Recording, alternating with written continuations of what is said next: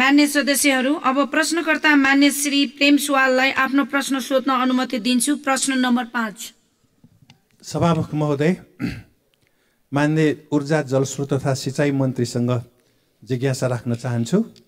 जहाँसम्म लाग्छ मन्त्रीज्यूलाई यो प्रश्न निरर्थक लाग्ने छैन। अघि संस्कृति मन्त्रीज्यूलाई जस्तो जनताको प्रश्न हो, यो देशको प्रश्न।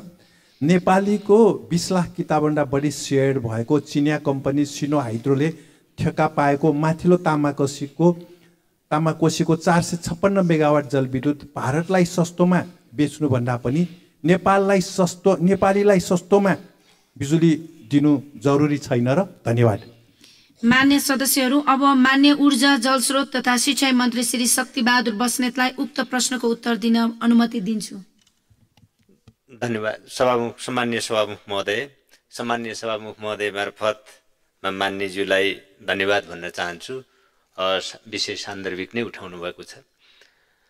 456 मेगावाट क्षमताको माथिल्लो तामाकोसी जलविद्युत आयोजनाको निर्माण कार्य सम्पन्न भई उत्पादन पनि सुरु भइसकेको छ र नेपालले विद्युत निर्यात गर्ने कुरा नेपालमा खपत भएर बचत भएको विद्युत मात्र निर्यात गर्ने र विदेशी मुद्रा आर्जन गर्ने सरकारको नीति रहेको छ। त्यसकारण देशभित्र खपत नगरी विदेश निर्यात गर्ने सरकारको नीति छैन, पहिलो कुरा। र जहाँसम्म 456 मेगावाटको मेगावाट क्षमताको माथिल्लो तामाकोसी जलविद्युत आयोजनाको सन्दर्भ छ, यस आयोजनाबाट उत्पादित विद्युत आन्तरिक खपतको लागि नै प्रयोग भइरहेको व्यवहार म अनुरोध गर्न चाहन्छु। धन्यवाद। मान्य सदस्यहरू, अब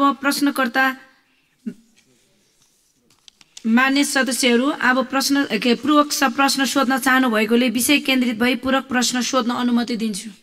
सभामुख महोदय, मान्य मन्त्रीजीसँग पूरक प्रश्न जिज्ञासा राख्न चाहन्छु।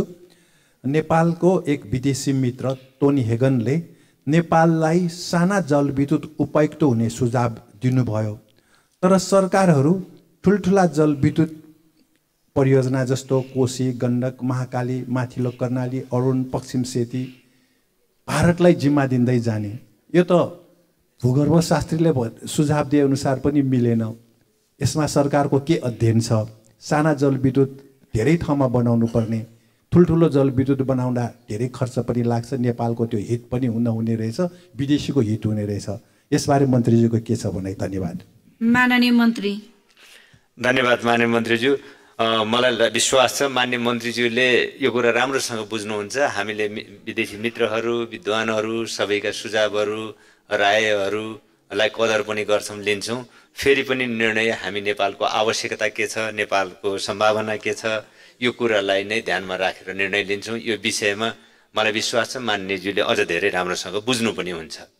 अब जहाँसम्म नेपालको जलविद्युत उत्पादनको सन्दर्भ छ, हामीले साना, मझौला र ठुला तीनवटै प्रकृतिका आयोजनाहरूको आवश्यकता र सम्भावना दुवैलाई दृष्टिगत गरेर हामी उत्पादनको योजना बनाइराखेका छौँ र समग्रमा हामी आर्थिक व्यवस्थाको र आर्थिक विकासको दृष्टिले पनि ठुला साना दुवै उत्पादन खालका उत्पादनहरू, माइक्रो म्याक्रो, यो दुवै अर्थव्यवस्थाको बारेमा पनि अर्थतन्त्रको बारेमा सोच्ने गर्दै सरकारले आइराखेको छ। दुवै खुट्टाले हिँड्ने विधि नै अवलम्बन गरिराखेको छ ठुला सानाको। त्यसकारणले यहाँले भन्नुभएको जस्तै हामी माइक्रो हाइड्रोदेखि 1 मेगावाट भन्दा तलका माइक्रो हाइड्रोदेखि मझौला र ठुला प्रकृतिका विद्युत उत्पादनका आयोजनाहरू अहिले सञ्चालनमा आइराखेका छन्। त्यसैले आंशिक रूपमा मान्यज्यूले भन्नुभएको कुरा पनि ठिकै छ र सरकारले त्यसतर्फ ध्यान पनि दिँदै आएको छ। धन्यवाद। मान्य सदस्यहरू, अब प्रश्नकर्ता मान्य श्री प्रेम सुवाललाई आफ्नो प्रश्न सोध्न अनुमति दिन्छु। प्रश्न नम्बर 6। सभामुख महोदय, मन्त्रीजीसँग प्रश्न राख्न चाहन्छु। 112 वर्षमा सरकारी 662 मेगावाट बिजुली मात्र उत्पादन हुनु सरकारको असक्षमता हो कि होइन? निजी क्षेत्रले कति मेगावाट बिजुली उत्पादन गरेको छ? बहुदल र गणतन्त्रका सरकारहरूको 35 वर्षमा बिजुली उत्पादन ढिलो कछुवा गतिमा मात्र किन भयो? धन्यवाद। मान्य सदस्यहरू, अब मान्य ऊर्जा जलस्रोत तथा सिंचाई मन्त्री श्री शक्तिबहादुर बस्नेतलाई उक्त प्रश्नको उत्तर दिन अनुमति दिन्छु। धन्यवाद। एउटा महत्त्वपूर्ण प्रश्न फेरि उठाउनु भएको छ मान्यज्यूले। म सामान्य सभा महोदय मार्फत धन्यवाद भन्न चाहन्छु। यो सरकार भन्नुभएको छ, कुन चाहिँ सरकारलाई भन्नुभएको मैले अलि अलमल छु, तर पनि म यहाँ विषय राख्दैछु। हो, नेपालमा जलविद्युत विकासको यात्रारम्भ भएको विक्रम सम्वत 1968 सालदेखि फर्पिङ जलविद्युत आयोजनाको उत्पादनदेखि। मान्यजीले यहाँ बहुदल यताको कुरा गर्नुभएको छ, सायद 47 साल यताको भन्नुभयो होला। 46 सालसम्म म अलिकति एउटा सन्दर्भ यहाँ राख्न चाहन्छु। यसै सन्दर्भमा 2046 सालसम्म एउटा खण्ड 1968 देखि आइपुग्दा 78 वर्ष बित्दो रहेछ। त्यो 78 वर्षमा हामीसँग 250 मेगावाट उत्पादन भएको रहेछ। 78 वर्षको अवधिमा आजका दिन हामीसँग करिब 2975 मेगावाट उत्पादन छ। आजका दिन यही आर्थिक वर्षमा अरु 500 मेगावाट उत्पादन हुन्छ र केन्द्रीय ग्रिडमा जोडिन्छ। 2046 सालसम्म 78 वर्षको अवधिमा हामीसँग 250 मेगावाट थियो। 63-64 सम्म आइपुग्दा अर्को 16-17 वर्ष बित्छ। त्यो अर्को 16-17 वर्षको अवधिमा हामीसँग 700 मेगावाट पुग्यो, 500 मेगावाट थपिएर। 78 वर्षमा म एउटा यो तुलनात्मक अध्ययनको लागि म यहाँ अलिकति रेफरेन्स पनि राखिरहेको छु। 78 वर्षमा 250 मेगावाट थियो। अर्को 17 वर्षमा 450 मेगावाट थप भएर 700 मेगावाट पुग्यो। 63-64 देखि यो अहिले 80 सालसम्म आइपुग्दा हामीसँग अहिले 2975 मेगावाट छ। अब यही आर्थिक वर्षभित्रमा अर्को 500 मेगावाट हामी थप गर्दैछौँ र 3475 मेगावाट हुँदैछ। यसरी भन्दा त जलविद्युत आयोजनाको क्षेत्रमा र उत्पादनको क्षेत्रमा त 46 सालदेखि यता नै अझ उल्लेख्य प्रगति भएको रहेछ नि। त्यस मध्येमा पनि 63-64 साल पछि आइपुग्दा अझ गुणात्मक खालको उपलब्धि रहेछ, उत्पादन रहेछ। यो त तथ्यले बोल्छ नि त, तथ्याङ्कले यही कुरा बताउँछ। अब 3400 हामी यो आर्थिक वर्षमा 3475 मेगावाटमा तपाईको 700 मेगावाट घटाइदिँदाखेरि त करिब 2700 प्लस उत्पादन तपाईको 63-64 देखि 64-65 देखि यता आउँदा अर्को 15-16 वर्षमा चाहिँ उत्पादन भएको छ भन्दा यसको तुलनात्मक अब 168 वर्षको भारी गणतन्त्रलाई बोकाइदिनु भएन नि। 78 वर्षमा 250 मेगावाट मात्र उत्पादन हुने जो समस्या हो, त्यो समस्याको भारी ल्याएर अहिले गणतन्त्रको सरकारलाई बोकाइदिनु त भएन नि त। यो त अन्याय हुन्छ मान्यज्यू। यो एउटा विषय भयो।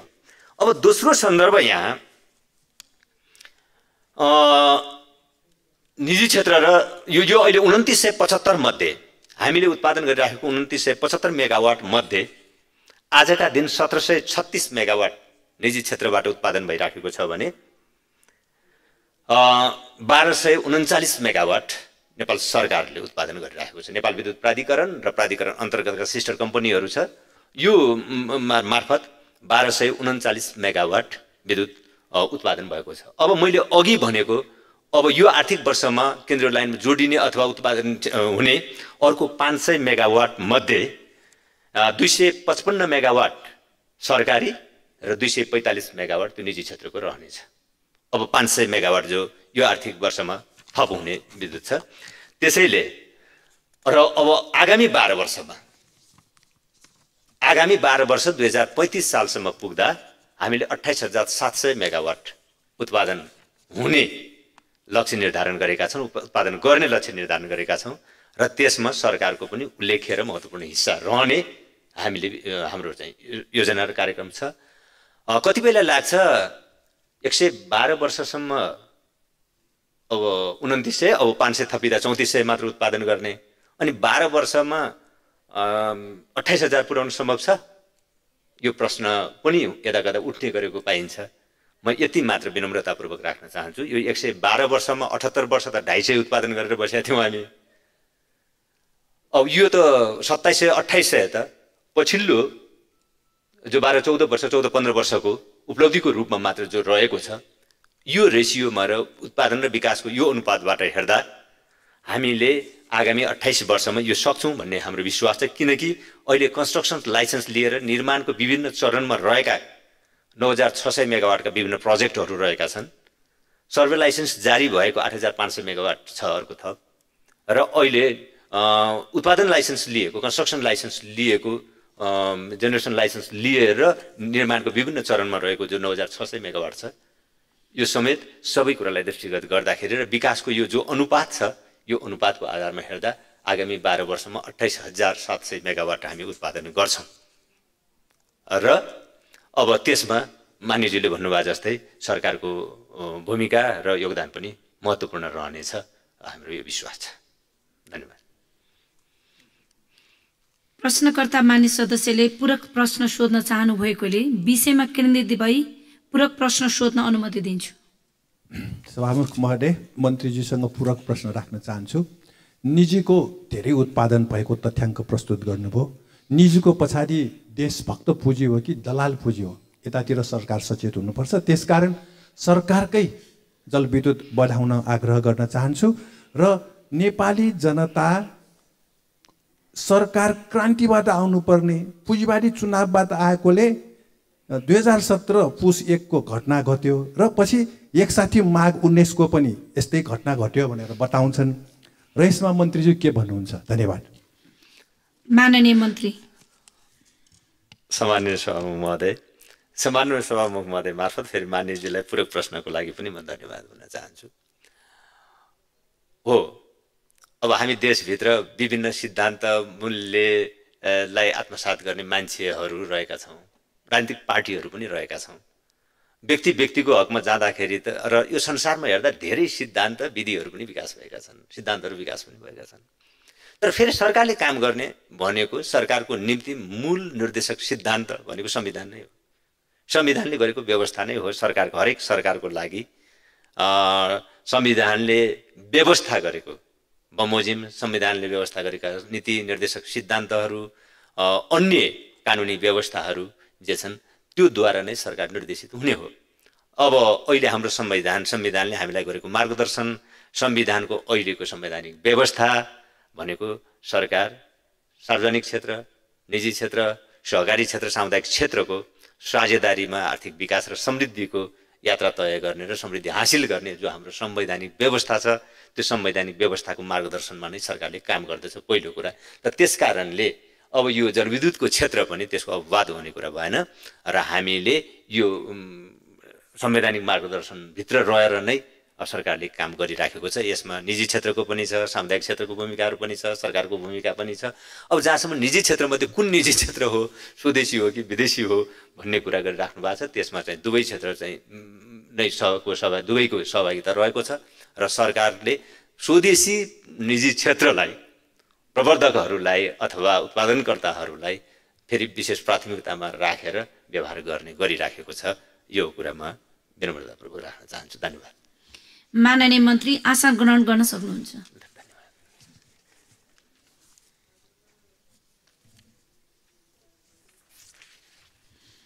माननीय सदस्यहरू, ऊर्जा, जलस्रोत तथा सिंचाई मन्त्रालयसँग सम्बन्धित प्रश्नोत्तरको कार्यक्रम यही समाप्त हुन्छ। साथै आजको प्रश्नोत्तर कार्यक्रममा यही समाप्त हुन्छ।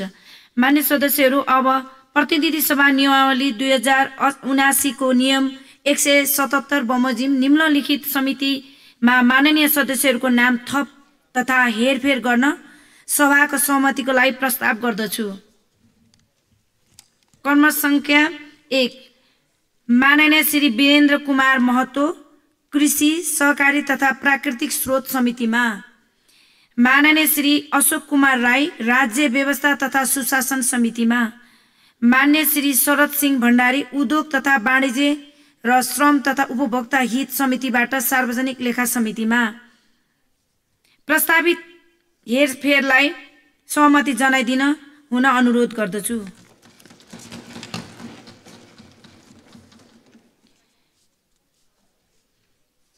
प्रस्तावित हेरफेरलाई सभाले सहमति जनाएको घोषणा गर्दछु।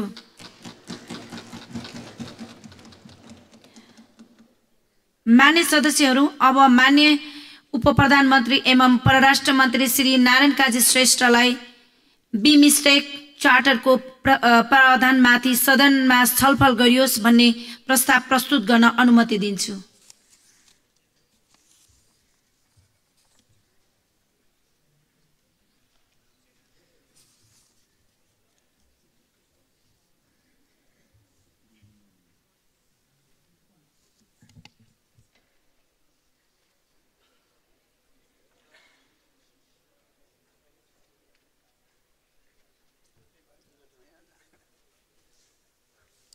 सम्माननीय सभामुख महोदयको अनुमतिले बिमस्टेक बडापत्र बिमस्टेक चार्टरको प्रावधानमाथि सदनमा छलफल गरियोस् भन्ने प्रस्ताव प्रस्तुत गर्दछु। धन्यवाद।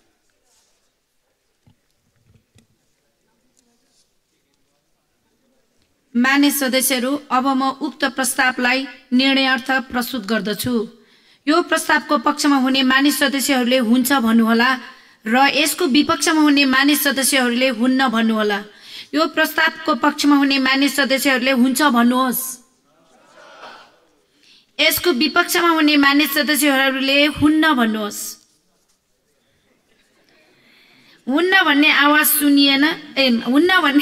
हुन्छ भन्ने पक्षका मान्य सदस्यहरूको बहुमत भएकोले बिमस्टेक बडापत्र चार्टरको प्रावधानमाथि सदनमा छलफल गरियोस् भन्ने प्रस्ताव स्वीकृत भएको घोषणा गर्दछु।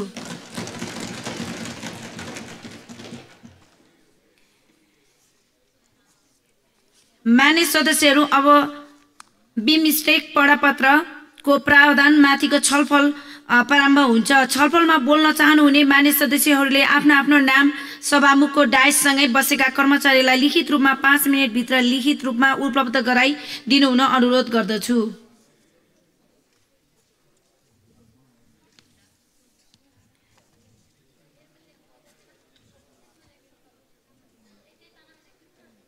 मान्य सदस्यहरू, उक्त छलफलमा बोल्न चाहनुहुने मान्य सदस्यहरूको नाम प्राप्त हुन आएको छ। छलफलमा भाग लिने प्रत्येक मान्य सदस्यलाई 3 मिनेटको समय निर्धारण गरेको छु। सर्वप्रथम मान्य श्री डाक्टर स्वर्णिम वाग्ले, त्यसपछि श्री रघुजी पन्त।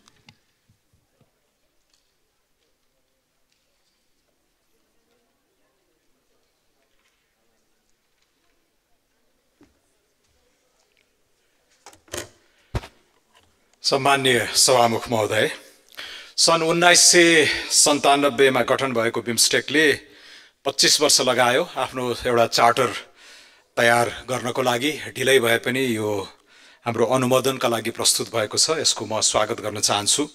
बङ्गालको खाडी क्षेत्रमा रहेका 5वटा दक्षिण एसियाली राष्ट्रहरू र दक्षिण पूर्वी एसियाली क्षेत्रका 2वटा राष्ट्रहरूको संगठन हो यो। यसको प्रियाम्बल, यसको पर्पस र यसको प्रिन्सिपलहरू राम्ररी पढ्दाखेरि सबै कुराहरू सकारात्मक छन्। हाम्रो सार्वभौमतामा आँच आउने अथवा प्रतिकूल हुने खालका प्रावधानहरू यहाँ छैनन्। त्यसैले म यसको स्वागत गर्न चाहन्छु। आर्थिक उन्नयन, सामाजिक प्रगति, वैज्ञानिक उपलब्धि, शान्ति, स्थायित्व, कनेक्टिभिटी जस्ता मुद्दाहरूमा क्षेत्रीय सहकार्य गर्ने उद्देश्यले बिमस्टेक बल्ल जाग्दैछ, पिउँतदैछ भनौँ। यसलाई हुर्काएर दौडाउन सक्यौँ भने नेपालको हित नै हुन्छ भन्ने हाम्रो पार्टीको मत छ। यस्तो क्षेत्रीय सङ्गठनहरूको प्रारम्भ बिन्दु प्राय एउटा सौविध्य प्राप्त व्यापार सन्धिबाट सुरु हुन्छ, प्रेफरेन्सियल ट्रेड एग्रिमेन्टबाट, अनि यो विस्तारित हुँदै गएर एउटा बृहत इकोनोमिक पार्टनरसिप एग्रिमेन्ट EPA मा गएर परिणत हुने देखिन्छ। बिमस्टेकले पनि समाउन खोजेको बाटो यो नै हो जस्तो मलाई लाग्छ। सार्क जाग्न सकेन, यसको भू राजनीतिक कारणबारे हामी सबै जानकार छौँ। त्यसैले भारतकै रुचि र सक्रियतामा BBIN सक्रिय हुन थाल्यो, भुटान, बङ्गलादेश, इन्डिया, नेपालको। तर यद्यपि यो एउटा उप क्षेत्रीय गठजोड मात्र हो। यसको सेक्रेटेरिएट पनि छैन, यसको चार्टर पनि छैन, र यो एउटा इन्टरस्टेट अन्तर्राज्यीय सङ्गठन पनि होइन। त्यसैले बिमस्टेकलाई हामी चाहिँ BBIN भन्दा अलि फर्मलाइज्ड, अलि विस्तारित रूपमा हेर्न सक्दछौँ। आसियानको दोस्रो ठुलो अर्थतन्त्र थाइल्यान्ड यसमा जोडिएको छ, तर यसमा सामरिक पाटो पनि जोडिएर आछ। म्यानमार र भारतको उत्तर पूर्व क्षेत्र, नर्थ इस्ट अलिकति भल्नरेबल क्षेत्र पनि हो, र यतातिर पनि यसको रणनीतिक पाटो छ। नेपालले ऊर्जा, पर्यटन र ग्लोबल प्रोडक्सन नेटवर्कमा जोडिनको लागि थाइल्यान्ड डेट्रोइट अफ एसिया भनेर चिनिन्छ। अटो इन्डस्ट्री, इलेक्ट्रोनिक्स इन्डस्ट्रीमा हामीले चाहिँ साना पाटपुर्जाहरूको एसेम्ब्ली इत्यादिमा त्यहाँ जोडिने सम्भावना छ। अन्तर्राष्ट्रिय आर्थिक सम्बन्धमा theory of the second best भनिन्छ। पहिलो हामीले चाहेको जस्तो नीतिगत अत्युत्तम नीतिगत पहल गर्न सकेनौँ भने सेकेन्ड बेस्टतिर जानुपर्ने हुन्छ। त्यही थ्योरीमा टेकेर नै हामीले चाहिँ बिमस्टेकलाई स्वागत गर्नुपर्ने हुन्छ। तर हाम्रो अल्टिमेट गन्तव्य भनेको चाहिँ उपक्षेत्रीय पहलको क्षेत्रीयकरण गर्नुपर्ने हुन्छ। रिजनलाइजिङ सब रिजनलिजम, जसरी हामीले रिजनलिजमलाई मल्टिल्याटरलाइज गर्दै जानुपर्ने हुन्छ, यस्ता उपक्षेत्रीयतालाई पनि क्षेत्रीयकरण गर्दै जानुपर्ने हुन्छ। मान्य मन्त्रीज्यूको म त्यसमा ध्यान आकर्षण गर्न चाहन्छु। मैले टुङ्ग्याइहालेँ सभामुख महोदय, 3टा कुरामा चाहिँ अलिकति ध्यान जाओस्। सुरुमा यसलाई ट्रान्सपोर्ट करिडोर म्यानमार हुँदै भारतको उत्तर पूर्व हुँदै म्यानमार छेडेर एउटा ट्रान्सपोर्ट करिडोर बनाउनु पर्ने हुन्छ। यसको लागि एडिबी, एआइआइबी जस्ता वित्तीय स्रोत संस्थाहरूबाट वित्तीय स्रोत पनि लिन सकिन्छ। ट्रान्सपोर्ट करिडोर पछि यसलाई इकोनोमिक करिडोरमा कन्भर्ट गर्नु पर्यो, व्यापार लागत कम गर्ने, हैन, वस्तु मात्र होइन सेवा क्षेत्रको ट्रेडेबिलिटी पनि बढाउने इत्यादि। र अन्तमा चाहिँ एउटा सामरिक बेल्ट पनि बन्न सक्दछ। भूपरिवेष्टित क्षेत्र र राष्ट्रहरूको बाह्य पहुँच, आपूर्तिको सुरक्षा र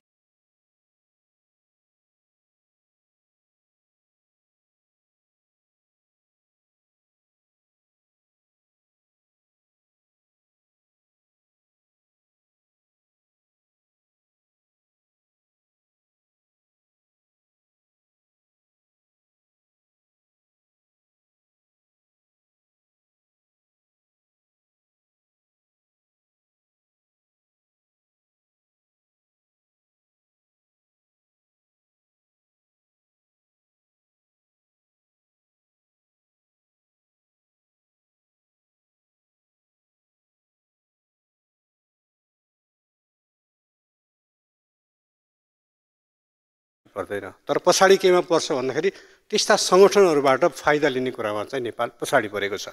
र यो बिमस्टेकमा नि त्यही नै कुरा हो। बिमस्टेकमा यातायात लगायत विभिन्न विषयहरू छन्। त्यसका 2वटा सिद्धान्त र 11वटा उद्देश्यहरू रहेका छन्। ती सिद्धान्त र उद्देश्यहरू कुनैमा पनि हामीले असहमति जनाउनु पर्ने कारण छैन। तर हामीले के देख्छौँ भने यो यसमा रहेका सङ्गठन 7वटा देशहरूको स्थिति हेर्दाखेरि यसमा निर्णायक हैसियत चाहिँ अगुवाई पनि भारतको थियो र अहिले पनि निर्णायक हैसियत चाहिँ भारतको छ। हामीले एक अर्कासँग लिन सहयोगको स्थिति हेर्ने हो भने नि भारत त्यसमा निर्णायक ढङ्गले बसेको देखिन्छ। आर्थिक, प्राविधिक, शैक्षिक, प्राविधिक लगायत धेरै विषयहरूलाई यसले समेटेको छ जसबाट फाइदा लिन सकिन्छ भनेर भनिएको छ। तर हामीले अहिलेसम्म चाहिँ बिमस्टेकमा गयौँ। बिमस्टेकमा गएपछि के चाहिँ माने बेनिफिट लियौँ त? खालि त्यसको सम्मेलनहरूमा जाने, त्यसका विभिन्न कन्फरेन्सहरूमा बैठकहरूमा भाग लिने बाहेक नेपालले डाइरेक्ट बेनिफिट चाहिँ बिमस्टेकबाट के लिन सक्यो भन्ने कुराको ठोस कुरा चाहिँ अहिलेसम्म देखिँदैन। त्यसैले यहाँ हेर्नुपर्ने कुरा के छ भने हामीले खास गरेर प्राविधिक, शैक्षिक र यो अनुसन्धानका विषयहरूमा हामीले यसबाट बेनिफिट लिन सक्छौँ। र त्यसको लागि पनि धेरै भर पर्ने चाहिँ 1 नम्बरमा भारत, त्यसपछि अलिकति थाइल्यान्ड देखिन्छ। र यो जतिसुकै यो क्षेत्रीय सहयोगको लागि मात्रै बनाएको सङ्गठन भने पनि यसको यो बनाउनुमा चाहिँ भारतको निर्णायक एउटा इन्ट्रेस्ट देखिन्छ। त्यो के भन्दाखेरि यो सङ्गठनबाट पाकिस्तानलाई बाहिर राख्नु, पाकिस्तानलाई बाहिर राखेर आफ्नो भूमिकालाई चाहिँ अगाडि ल्याउने। किनभने सार्क त्यही कारणले, पाकिस्तान भएकै कारणले सार्क इनएक्टिभ बनाइएको छ। नेपाल अहिले अध्यक्ष छ। त्यसैले मेरो मन्त्रीजीलाई के आग्रह छ भन्दाखेरि सार्कलाई जगाउने काम नेपालले गर्नुपर्छ। नेपाल देशको संस्थापक देश हो र हामीलाई सार्कभित्र हाम्रो भूमिका जति बढी हुनसक्छ बिमस्टेकमा कम हुनसक्छ। जस्तो म्यानमारबाट हामीले लिने कुरा कम हुनसक्छौँ, तर म्यानमारमा भारतको एकदम बृहत रणनीतिक इन्ट्रेस्ट देख्छौँ हामी त्यहाँभित्रको त्यसको भूराजनीतिक अवस्थालाई हेर्दा। त्यसैले हामीले त्यस्ता भूराजनीतिक इन्ट्रेस्टहरूबाट हामी जोगिनु पर्छ र हाम्रो आफ्नो इन्ट्रेस्ट त्यो भनेको हामीले शैक्षिक, अनुसन्धानात्मक, कृषि, वाणिज्य, व्यापार र खास गरेर म भन्छु पारवहनमा हामीले अझै पनि समुद्रसम्मको जुन एउटा अन्तर्राष्ट्रिय कानुन अनुरूप पाउनुपर्ने हो, समुद्रको सम्मको हाम्रो पहुँच पारवहन अझै पनि बलियो छैन। त्यो दिनुपर्ने भारतले हो। त्यसबाट नै हामीले द्विपक्षीय रूपमा ठोस एउटा चाहिँ आफ्नो स्ट्यान्ड आफ्नो प्रयत्न अगाडि बढाउन नसकेको अवस्थामा यो बिमस्टेकबाट हामीले कति फाइदा लिन सक्छौँ त्यो पनि आफ्नो ठाउँमा छ। तर बिमस्टेकमा जे जति प्रावधानहरू छन् यसको चार्टर हेर्दाखेरि यसबाट हामीले फाइदा लिन सक्ने प्रयत्न चाहिँ गर्नुपर्छ। फाइदा लिन सक्ने ठाउँ छ। सभामुख महोदय, मैले अन्तिममा टुङ्ग्याएँ, तर यसको लागि हाम्रो गृह कार्य चाहिँ खास गरेर परराष्ट्र मन्त्रालयले यसको लागि ठोस गृह कार्य गर्नु पर्यो।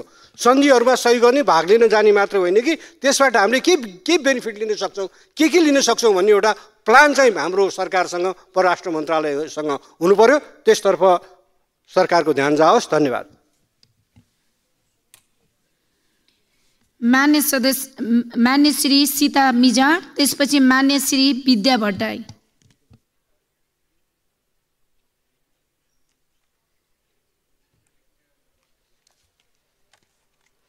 सम्माननीय सभामुख महोदय, आज हामी बिमस्टेक बडापत्रमाथि छलफल गर्दै गर्दा खास गरी सार्कले अपेक्षाकृत रूपमा प्रभावकारिता हासिल गर्न नसकेको सन्दर्भमा बिमस्टेकलाई पूर्वी एसिया, दक्षिणी एसिया र देशहरूसँग सुमधुर तथा पारस्परिक हितका आधारमा सम्बन्ध कायम गर्नका लागि यो साझा फोरमलाई नेपालले बढीभन्दा बढी प्रयोग गर्नु आवश्यक छ।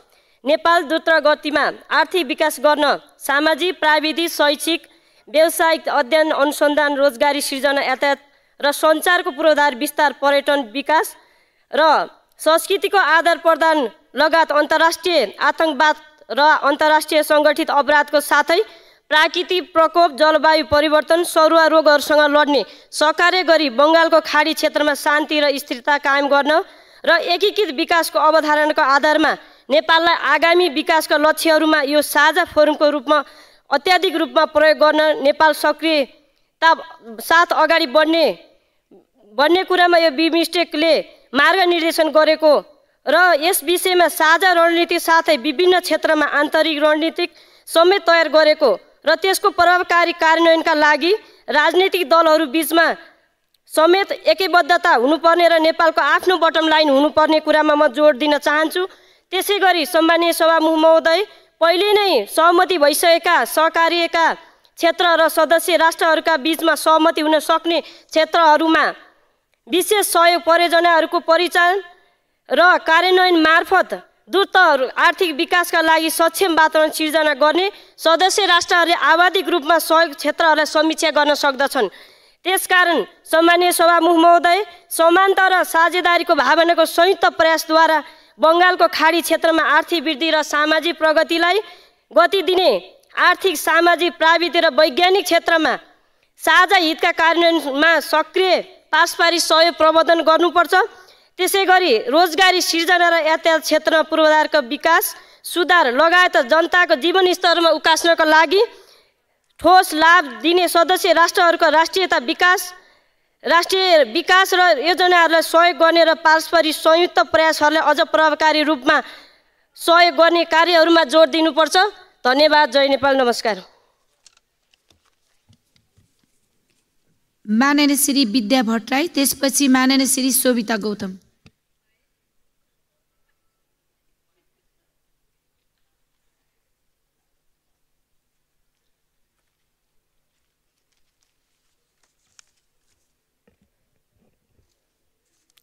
सम्मान्य सभामुख महोदय, हामी बिमस्टेक बडापत्रको अनुमोदनका लागि छलफल गरिरहेका छौँ।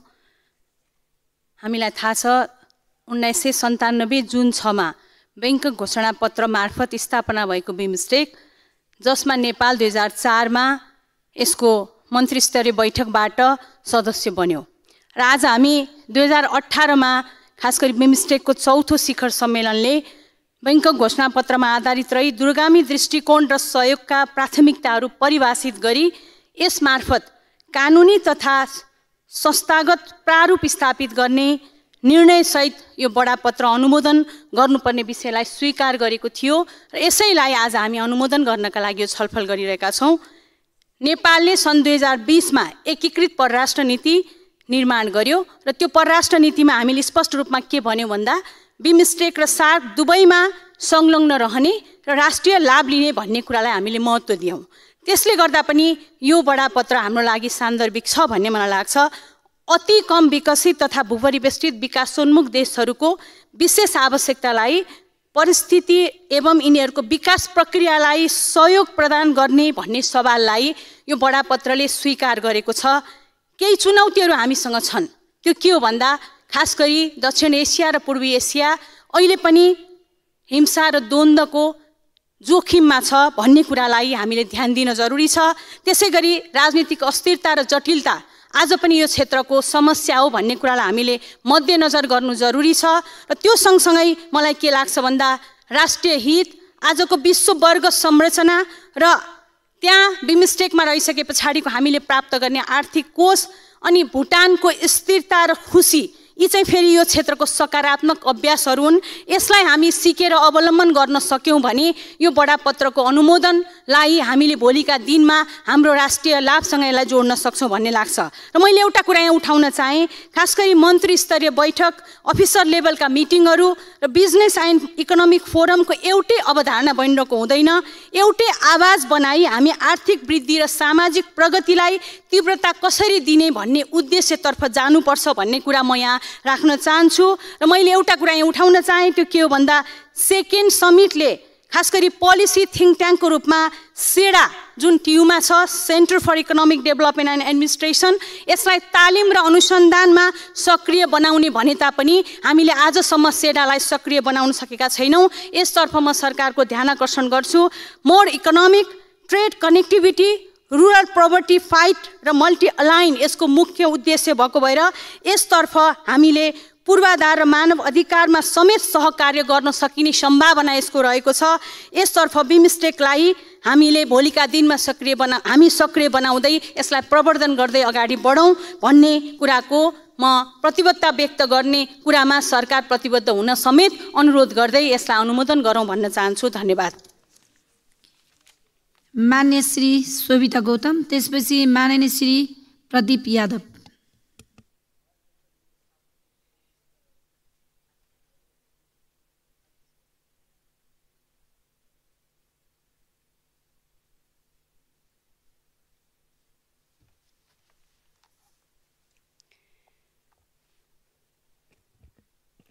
सम्माननीय सभामुख महोदय, एउटा सक्रिय र सबल क्षेत्रीय संरचना कति महत्त्वपूर्ण हुन्छ भन्ने कुरा हामीले युरोपियन युनियन र आसियान जस्ता संस्थाको संरचनाबाट पनि देख्दै आइरहेका छौँ। त्यो उदाहरणबाट पनि हामीलाई पाठ हुन्छ। एसिया निकै क्षमता बोकेको महादेश भए तापनि विविध कारणले गर्दा हामी अन्य महादेशभन्दा पछि परेको उदाहरण हामी सबैलाई जगजाहेर नै छ। त्यसैले पनि अब यसलाई अगाडि बढाउन एउटा क्षेत्रीय सक्रिय किसिमको क्षेत्रीय संस्थाको आवश्यकता पर्छ, जसले यहाँको राष्ट्रको क्षमतालाई चाहिँ क्यापिटलाइज गर्न सक्छ र त्यस्तो संस्थाले चाहिँ यहाँभित्र भएका राष्ट्रहरूलाई एउटा चाहिँ आर्थिक समृद्धिको हिसाबले जोड्न सक्छ। त्यो आजको आवश्यकता पनि हो। त्यसैले एसियाली देशहरू आज विश्व अर्थतन्त्रकै एकदमै ठुलो प्रमुख शक्तिका रूपमा रूपान्तरित हुँदै गइरहेको अवस्थामा चाहिँ यो परिवर्तनकारी समयलाई चिन्ने र यो चिनेर यसलाई चाहिँ अगाडि बढाउने काममा नेपालको पनि महत्त्वपूर्ण भूमिका हुन्छ। यसै सवालमा बिमस्टेकलाई हामीले अनुमोदन गर्नुपर्छ भन्ने पक्षमा म मेरा विचारहरू राख्न चाहन्छु। बिमस्टेकले नेपालका एसियाका दुई प्रमुख रिजनल कोअपरेसन जुन आसियान र सार्क छ त्यसलाई जोड्ने पुलको पनि काम गर्न सक्छ जस्तो लाग्छ मलाई। अघि पूर्ववक्ता मानिज्यूले अलिकति सार्क निष्क्रिय भइरहेको कुराहरू जोडिसक्नु भएको छ, साँच्चै नै निष्क्रिय भइरहेको छ। तर यो बिमस्टेक जस्तो रिजनल कोअपरेसनले चाहिँ भोलिका दिनहरूमा यस्तो निष्क्रिय भइरहेको हाम्रो सार्क जस्तो संस्थालाई पनि सक्रिय बनाउनको लागि पुलको रूपमा काम गर्छ होला जस्तो लाग्छ। यो बिमस्टेक बडापत्र अनुमोदन गर्नु भनेको हामीले यो क्षेत्रीय प्रयासलाई सार्थक तुल्याउनु पनि हो। त्यसैले यो क्षेत्रीय एकीकरणको विषयलाई हामीले स्वागत गर्नु निकै जरुरी छ।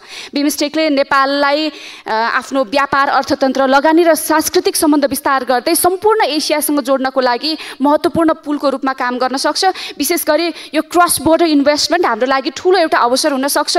अघि पूर्ववक्ता मानिज्यूले पनि जोडिसक्नु भएको छ। ग्रिन एनर्जी, टुरिज्म सँगसँगै यो जडीबुटी खेती लगायतका कुराहरू जुन छन्, जुन हामीले चाहिँ एकदम स्ट्रेन्थको रूपमा युटिलाइज गर्न सक्छौँ र भोलि यही अवसरलाई चाहिँ सदुपयोग गर्न सके लार्जर स्कोपमा पनि जान सकिन्छ। एकदम ठुलो लार्जर स्कोप पनि देखिन्छ।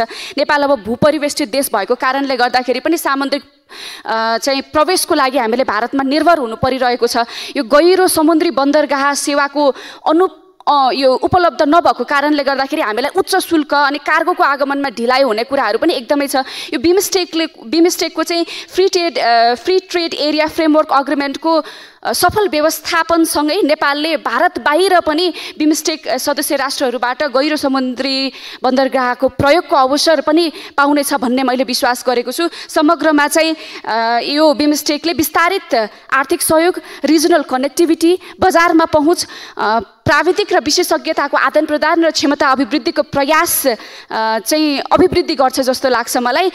यसलाई चाहिँ हामीले अनुमोदन गरौँ भन्ने कुरा चाहिँ म राख्न चाहन्छु। धन्यवाद। माननीय श्री प्रदीप यादव, त्यसपछि माननीय श्री पूर्णबहादुर घरती मगर।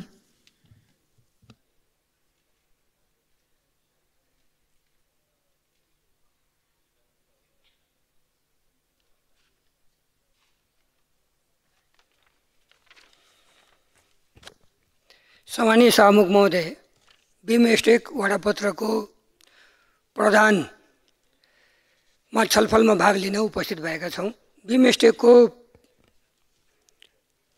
रूप बहुपक्षीय प्राविधिक तथा आर्थिक सहयोगको लागि नेपाल, भारत, बङ्गलादेश, भुटान, श्रीलङ्का, म्यानमार र थाइल्यान्ड सदस्य राष्ट्रहरूको बीचमा प्राविधिक एवं आर्थिक सहायता आदान प्रदान गर्ने उद्देश्यले स्थापित भएका बिमस्टेक सदस्य राष्ट्रहरू बीच विशेष गरी व्यापार, प्रविधि, ऊर्जा, पर्यटन, परिवहन र माछा उद्योगसँग सम्बन्धित सहयोग आदान प्रदान हुँदै आएको थियो। पछि कृषि, जनस्वास्थ्य, गरिबी उन्मूलन, आतंकवाद सामना, पर्यावरण, संस्कृति, जलवायु परिवर्तन जस्ता विषय थप गरिएको छ। नेपाल खास गरी गरिबी निवारण सम्बन्धी विषय हेर्दै आएको छ। हामीलाई जानकारी नै छ, अवगत नै छ। नेपाल करिब 25% गरिबी रेखा मुनि छ। त्यसमा हामीले बढी काम गर्न जरुरी छ र आवश्यकता पनि छ। बिमस्टेकले नेपालले कसरी बढी फाइदा लिने, त्यसमा चाहिँ नेपालले ध्यान दिनुपर्ने कुरा हो। खास गरेर बिमस्टेकमा जो राष्ट्रहरू संलग्न छन् उनीहरू बीच नेपालको राम्रो सम्बन्ध रहेको छ, कुनै कटुता छैन यसमा। र हाम्रो जलमार्ग मिल्ने राष्ट्र समूहकै यो सङ्गठन पनि छ। यो स्वार्थ पुरा गर्न बिमस्टेकमा पनि जति सहज छन् त्यति सार्कमा सहज थिएन, किनकि जुन मुद्दाहरूमा भारत अघि बढ्न चाहन्थ्यो त्यसमा पाकिस्तान टाङ अड्काउँथ्यो र हामीले खास गरेर नेपालले भारत र बङ्गलादेशसँग मिलेर कुनै आर्थिक मुद्दामा अगाडि बढ्थ्यो भने त्यसमा पाकिस्तानले टाङ अड्काउने गर्थ्यो। त्यसैले हामीले आर्थिक रूपमा बिमस्टेक नै महत्त्वपूर्ण छ र बिमस्टेकले नै हामीले फाइदा पुर्याउँछ। हिजोको दिनमा हामीले सार्कमा थिए, अहिले पनि छौँ, तर सार्कले के फाइदा भयो? हामीले कुनै फाइदा त भएन, खासै फाइदा देखेको पनि थिएन। लामो समय सार्कको इतिहास छ तर कुनै नेपालले फाइदा भएन। त्यसैले बिमस्टेकलाई नै बढी क्रियाशील बनाउनेतर्फ नेपालको आफ्नो प्रयास हुनुपर्छ र हामीले यसले बढी फाइदा लिनुपर्छ। त्यसमा खास गरेर मुख्य दुईवटामा एजेन्डाहरूमा हामी अगाडि बढ्नुपर्छ। एउटा एनर्जी र परिवहन कनेक्टिभिटीमा पनि हामीले अगाडि बढ्नुपर्छ। यसमा हामीले चाहिँ अगाडि बढ्यो भने नेपाललाई महत्त्वपूर्ण फाइदा हुन सक्छ। धन्यवाद।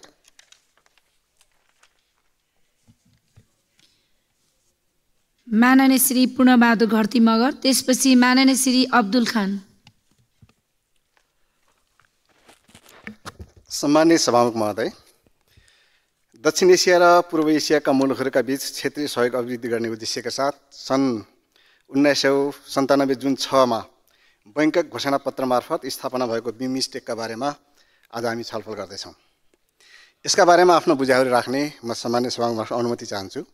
संविधानको धारा 279 को उपधारा 1 ले नेपाल राज्य वा नेपाल सरकार पक्ष हुने सन्धि वा सम्झौताको अनुमोदन, सम्मिलन, स्वीकृति वा समर्थन सङ्घीय कानुन बमोजिम हुने व्यवस्था एवं नेपालको सन्धि ऐन 2047 को उप अथवा 4 बमोजिम सन्धिहरूको अनुमोदन, स्वीकृति वा समर्थन गर्नु परेमा वा कुनै सन्धिमा सम्मिलित हुन चाहेमा सो सन्धि प्रस्ताव नेपाल सरकारको व्यवस्थापिका संसदमा पेश गर्नुपर्ने र प्रस्ताव उपस्थित सदस्य सङ्ख्याको बहुमतद्वारा पारित हुने र सो प्रस्ताव पारित भएपछि नेपाल सरकारले सो सन्धिमा भएको व्यवस्था बमोजिम अनुमोदन, स्वीकृति, समर्थन, सम्मेलनको सूचना सम्बन्धित पक्ष वा अधिकारीले दिने व्यवस्था भएअनुसार यो सम्झौता पत्र हुने हो।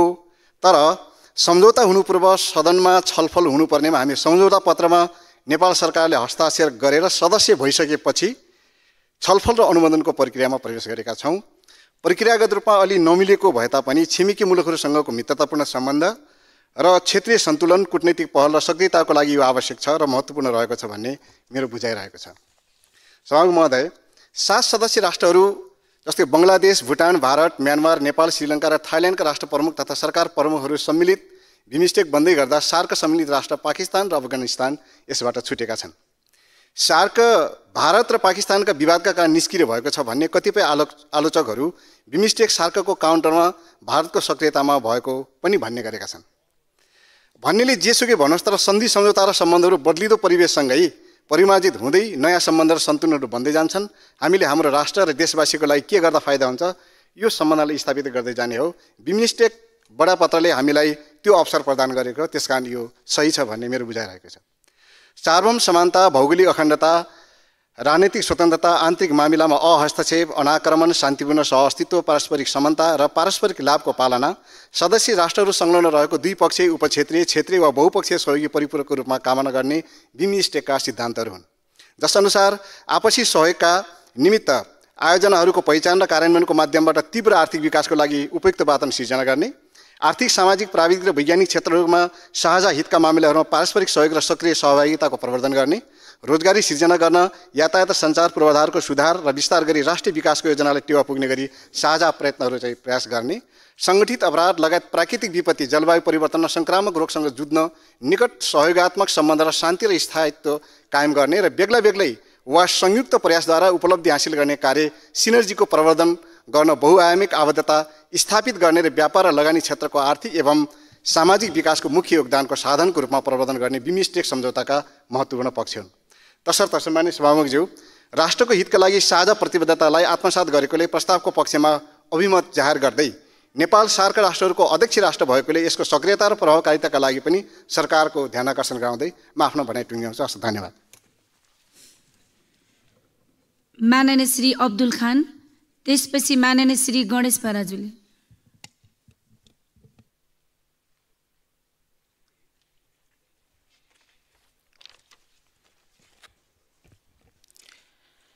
सम्माननीय सभामुख महोदय, माननीय उप प्रधानमन्त्री एवं परराष्ट्र मन्त्रीज्यूले प्रस्तुत गर्नुभएको बिमस्टेक बडापत्रको प्रावधानमाथि हामी छलफल गर्दैछौँ।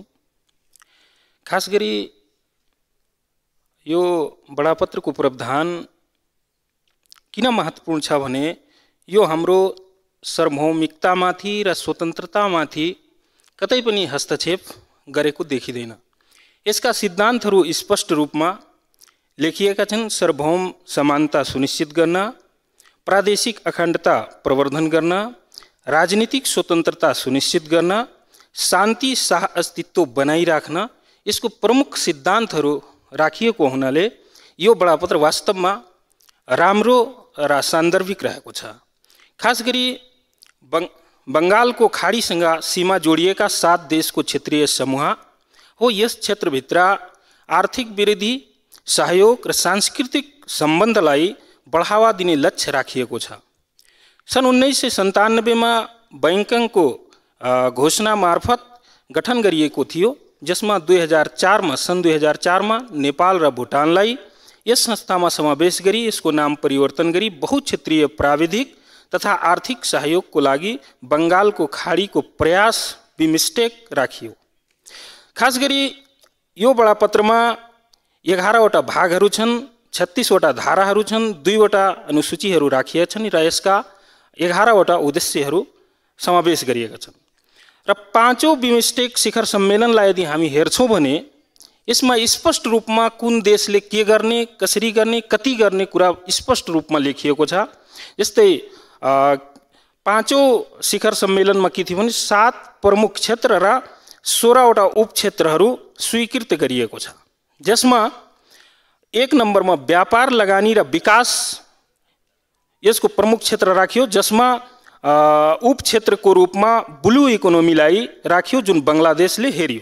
त्यस्तै 2 नम्बरमा वातावरण र जलवायु परिवर्तन राखियो। उपक्षेत्रमा चाहिँ यसको पर्वतीय अर्थतन्त्र राखियो जुन भुटानले हेरिराखेको छ। त्यस्तै सुरक्षा र काउन्टर आतंकवाद प्रमुख क्षेत्र राखियो। यसमा उपक्षेत्रमा अन्तर्राष्ट्रिय अपराध र विपद व्यवस्थापन र ऊर्जा यो भारतले हेरिराखेको छ। त्यस्तै कृषि र खाद्य सुरक्षा प्रमुख क्षेत्र राखियो।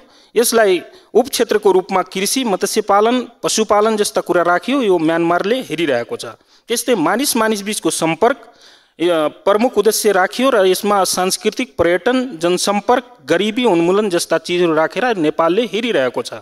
यस्तै विज्ञान, प्रविधि, नवप्रवर्धन भनेर प्रमुख क्षेत्र राखियो। यसको उपक्षेत्रको रूपमा प्रविधि, स्वास्थ्य, मानव संसाधन जस्ता कुराहरू राखियो। यो श्रीलङ्काले हेरेको छ। त्यस्तै 7औं देशको रूपमा रहेको कनेक्टिभिटी, जडान यो थाइल्यान्डले हेरिरहेको छ। भने यस्ता कुराहरूलाई जुन निश्चित रूपमा पारिएर हेरेको हुन्छ, जसको कुनै अरू कुरै हुँदैन, जुन जसको क्षेत्र छ उसले आफ्नो क्षेत्रमा काम गरिरहेको हुनाले यो बडापत्रको एकदम महत्त्वपूर्ण छ, धेरै राम्रो छ। र यसका खास गरी यसका उद्देश्यहरू भनेको दक्षिण एसियाली र दक्षिण पूर्वी एसियाली देशहरूमा द्रुत आर्थिक वृद्धि सुनिश्चित गर्ने र वातावरण सिर्जना गर्ने जस्ता कुराहरू रहेको छन्। र क्षेत्रमा समानता, साझेदारी, वातावरण प्रवर्धन, गतिशीलता, पारस्परिक सहयोग सुनिश्चित गर्न यो बडापत्रले चाहिँ सहयोग गरिरहेको हुनाले यस बडापत्रलाई हामीले निर्धक्क रूपमा चाहिँ पारित गर्नुपर्छ, अनुमोदन गर्नुपर्छ।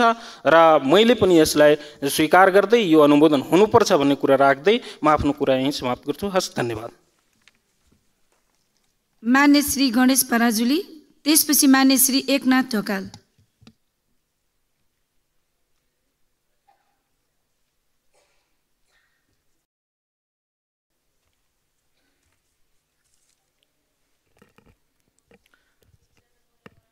सम्माननीय सभामुख महोदय, सार्वभौम समानता, भौगोलिक अखण्डता, राजनीतिक स्वतन्त्रता, आन्तरिक मामिलामा हस्तक्षेप नगर्ने, आक्रमण नगर्ने नीति अर्थात् नन एग्रेसन, शान्तिपूर्ण सहअस्तित्व, पारस्परिक सम्मान र पारस्परिक लाभलाई केन्द्रमा राखेर सदस्य राष्ट्रहरूबीच क्षेत्रीय, उपक्षेत्रीय, द्विपक्षीय, बहुपक्षीय व्यापार र विकासको माध्यमबाट पारस्परिक सहयोगको प्रतिस्थापन मात्र होइन, परिपूरक नै बन्ने गरी दक्षिण एसिया तथा दक्षिण पूर्वी एसियाली राष्ट्रहरूको क्षेत्रीय सङ्गठन, बहुक्षेत्रीय प्राविधिक र आर्थिक सहयोगका लागि बङ्गालको खाडीको प्रयास अर्थात् Bay of Bengal initiative for multisectoral technical and economic cooperative BIMSTEC सन् 1997 मा थाइल्यान्डमा यो गठन भएको थियो। त्यसपछि झन्डै 6.5 वर्षपछि 2004 मा नेपालले त्यसको सदस्यता प्राप्त गर्यो र त्यसको 20 वर्षपछि अहिले भर्खर यो सङ्गठनले आफ्नो बडापत्र जारी गरेको छ। यही प्रक्रिया हेर्दै गर्दाखेरि दक्षिण एसियामा क्षेत्रीय सङ्गठनहरू त्यति धेरै प्रभावकारी रूपमा अगाडि बढ्न नसकेको कुरा उदाहरणकै रूपमा यही प्रस्तुत गर्न सकिन्छ। तर यति लामो समयपछि भए पनि यसले बडापत्र जारी गरेर अब सक्रियता देखाउने प्रयासमा अगाडि बढ्दै गर्दाखेरि यसलाई स्वागतयोग्य मान्न सकिन्छ, मान्नुपर्छ। र हाम्रो जस्तो देशले त यसको सकारात्मक पाटोको सही उपयोग गरेर अझ हामीले प्रभावकारी रूपमा आफूले आफ्नो देशलाई अगाडि बढाउनको लागि क्षेत्रीय देशहरूसँग समन्वय र सम्बन्ध विस्तार गर्नको लागि यसको उपयोग गर्नुपर्छ भन्ने पाटोमा द्विमत रहेको छैन भन्ने कुरा सबैको बुझाइ छ। विशेष गरी यसको 5औं शिखर सम्मेलन 2022 मा मार्च 30 मा कोलम्बोको श्रीलङ्काको कोलम्बोमा यो 5औं शिखर सम्मेलनबाट सदस्य राष्ट्रका सबै राष्ट्र प्रमुखहरूले हस्ताक्षर गर्दै गर्दाखेरि नेपालको तर्फबाट सम्माननीय प्रधानमन्त्रीज्यूले हस्ताक्षर गरेको यो सम्झौता हाम्रो तर्फबाट हाम्रो संविधानको धारा 279 को उपधारा 1 बमोजिम दुवै सदनबाट अथवा प्रतिनिधि सभाबाट मात्र पनि पास गर्नुपर्ने भएको हुँदा आज यो सदनमा प्रस्तुत गरिएको छ।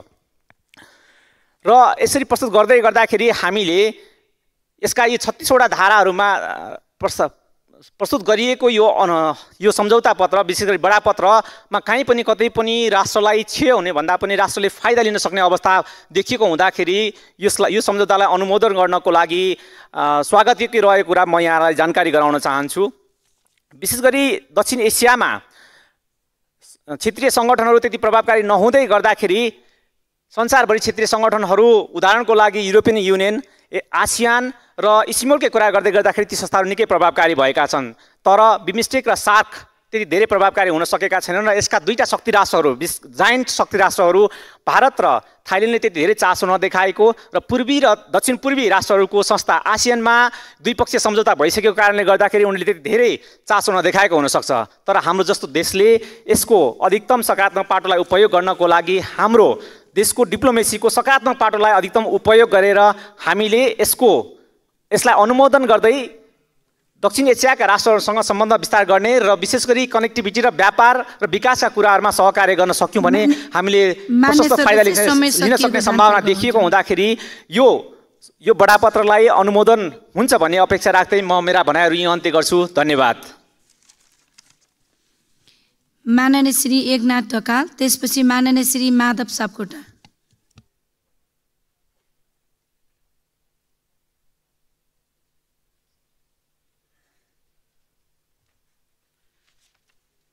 सम्माननीय सभामुख महोदय, समयको लागि धन्यवाद। यो Bay of Bengal initiative for multi sectoral technical and economic cooperation बिमस्टेकको बडापत्रको अनुमोदनको लागि अहिले संसदमा पेश भएको छ र यो खास गरी अब 1997 स्थापना भइसके पछाडि 2004 नेपालले सदस्यता प्राप्त गरेको हामी सबैलाई जानकारी नै छ र अब यो बडापत्र सरसर्ती हेर्दाखेरिमा यो चाहिँ नेपालको संविधान विपरीत छैन र यो स्वागत योग्य नै छ। म यसलाई अनुमोदन गर्नुपर्छ भन्ने राय राख्न चाहन्छु र बडापत्रले खास गरी संस्थाको नीति, नियम, परिधि र बाटो तय गर्छ। हुन त अब यस्ता चाहिँ सङ्गठनहरूको बडापत्र चाहिन्छ नै भन्ने त होइन। युरोपियन युनियन स्थापना भएको धेरै लामो समय पछाडि चाहिँ उसले बडापत्र चाहिँ नै बनायो। सार्कको बडापत्र स्थापनासँगै भयो, तर युरोपियन युनियन चाहिँ बडापत्र नहुँदाखेरि पनि ऊ प्रभावकारी काम गर्यो, तर सार्कको चाहिँ बडापत्र हुँदाखेरिमा पनि प्रभावकारी हुन सकेन। तर जे होस्, ढिलो चाँडो यो बडापत्र आएको छ, यो सकारात्मक नै छ भन्ने मलाई लाग्छ। यो जुन 5औं शिखर सम्मेलन श्रीलङ्कामा भएको थियो, तत्कालीन प्रधानमन्त्री शेरबहादुर देउवाजीले यसमा हस्ताक्षर गर्नुभएको थियो र यो बडापत्र त्यो बेलामा पारित भएको हो। अहिले अनुमोदनको लागि संसदमा आएको छ। त्योभन्दा अगाडि 4थो शिखर सम्मेलन जुन नेपालमा भयो, तत्कालीन प्रधानमन्त्री केपी शर्मा ओलीजीको नेतृत्वमा त्यो बेलामा यो जुन ट्रान्सपोर्टेसन लगायतका चाहिँ केही महत्त्वपूर्ण विषयमा चाहिँ प्रतिबद्धताहरू चाहिँ जाहेर भएको थियो। अब यो सरसर्ती यो जुन बिमस्टेक छ, यसलाई चाहिँ नि यसको बडापत्र छ, यसलाई हेर्दाखेरिमा अब खास गरी अब भारत यसको चाहिँ सबभन्दा ठुलो चाहिँ एउटा मेम्बर स्टेट छ, उसको त्यहाँनिर नेतृत्व रहने कुरा भइ नै हाल्यो। तर पनि के छ भन्दाखेरिमा अब हामीले माननीय परराष्ट्र मन्त्रीजी पनि यहाँनिर हुनुहुन्छ, अब सार्कको सम्मेलन चाहिँ हुन सकिरहेको छैन। यदि सार्कको सम्मेलन नहुने हो भनेदेखि चाहिँ बिमस्टेकमा हामी सहभागी हुँदैनौँ भनेर चाहिँ परराष्ट्र मन्त्रीजीले चाहिँ नेपाल सरकारले भन्न सक्नु पर्यो, पहिलो कुरा। अर्को कुरा चाहिँ नि अब यसमा चाहिँ ठुला दुईटा अर्थतन्त्र, अब इन्डिया त विश्वको नै एउटा ठुलो अर्थतन्त्र भयो, उता आसियनको चाहिँ वान अफ द चाहिँ बिग चाहिँ इकोनोमिक पार्टनर चाहिँ नि थाइल्यान्ड छ त्यहाँनिर। भनेपछि जस्तो आसियन राष्ट्रहरूमा एयरपोर्टमा छुट्टै लेन हुन्छ, उनीहरूलाई भिसा चाहिँदैन। अब हामीलाई थाइल्यान्ड जान पनि चाहिँ अब VSFबाट चाहिँ भिसा एप्लाई गरेर जानुपर्ने। त्यसले यदि चाहिँ यसमा हामी समावेश हुनु हो भने कम्तीमा चाहिँ बिमस्टेक राष्ट्रहरूमा चाहिँ फ्री भिसा चाहिँ के भन्दा त्यहाँनिर हुनु पर्यो। अनि भारतको नेतृत्वमा हुने एलायन्समा चाहिँ हामी सहभागी हुने, तर अहिलेसम्म पनि हामीले समुद्रको मार्ग नपाउने। भारतसँग चाहिँ हामीले के भन्दाखेरिमा हामीलाई चाहिँ समुद्रको चाहिँ एक्सेस हामीलाई दिन पर्यो भनेर पनि हामीले भन्नु पर्यो भन्ने मलाई लाग्छ। त्यस कारणले गर्दाखेरिमा त्यो अर्थमा हामी जान सक्यो भनेदेखि चाहिँ यो बिमस्टेकबाट हामीले केही फाइदा लिन सकिन्छ भन्ने चाहिँ नै मलाई चाहिँ लागेको छ। हुन त म व्यक्तिगत रूपमा त अब साना सङ्गठनमा नेपालभन्दा पनि एउटा एसिया पेसिफिक युनियन निर्माण गर्नुपर्छ भन्ने मेरो आफ्नो चाहिँ नि एउटा व्यक्तिगत धारणा हो। किनभने हामी एउटा साना क्षेत्रीय सङ्गठनमा समावेश हुँदाखेरिमा हामीले लिन सक्ने चाहिँ उपलब्धिहरू पनि साना भएको छ, त्योतर्फ पनि हामीले चाहिँ सोचौँ। म अहिले यति नै राख्न चाहन्छु। समयको लागि धन्यवाद। मान्य श्री माधव सापकोटा, त्यसपछि मान्य श्री देवेन्द्र पौडेल।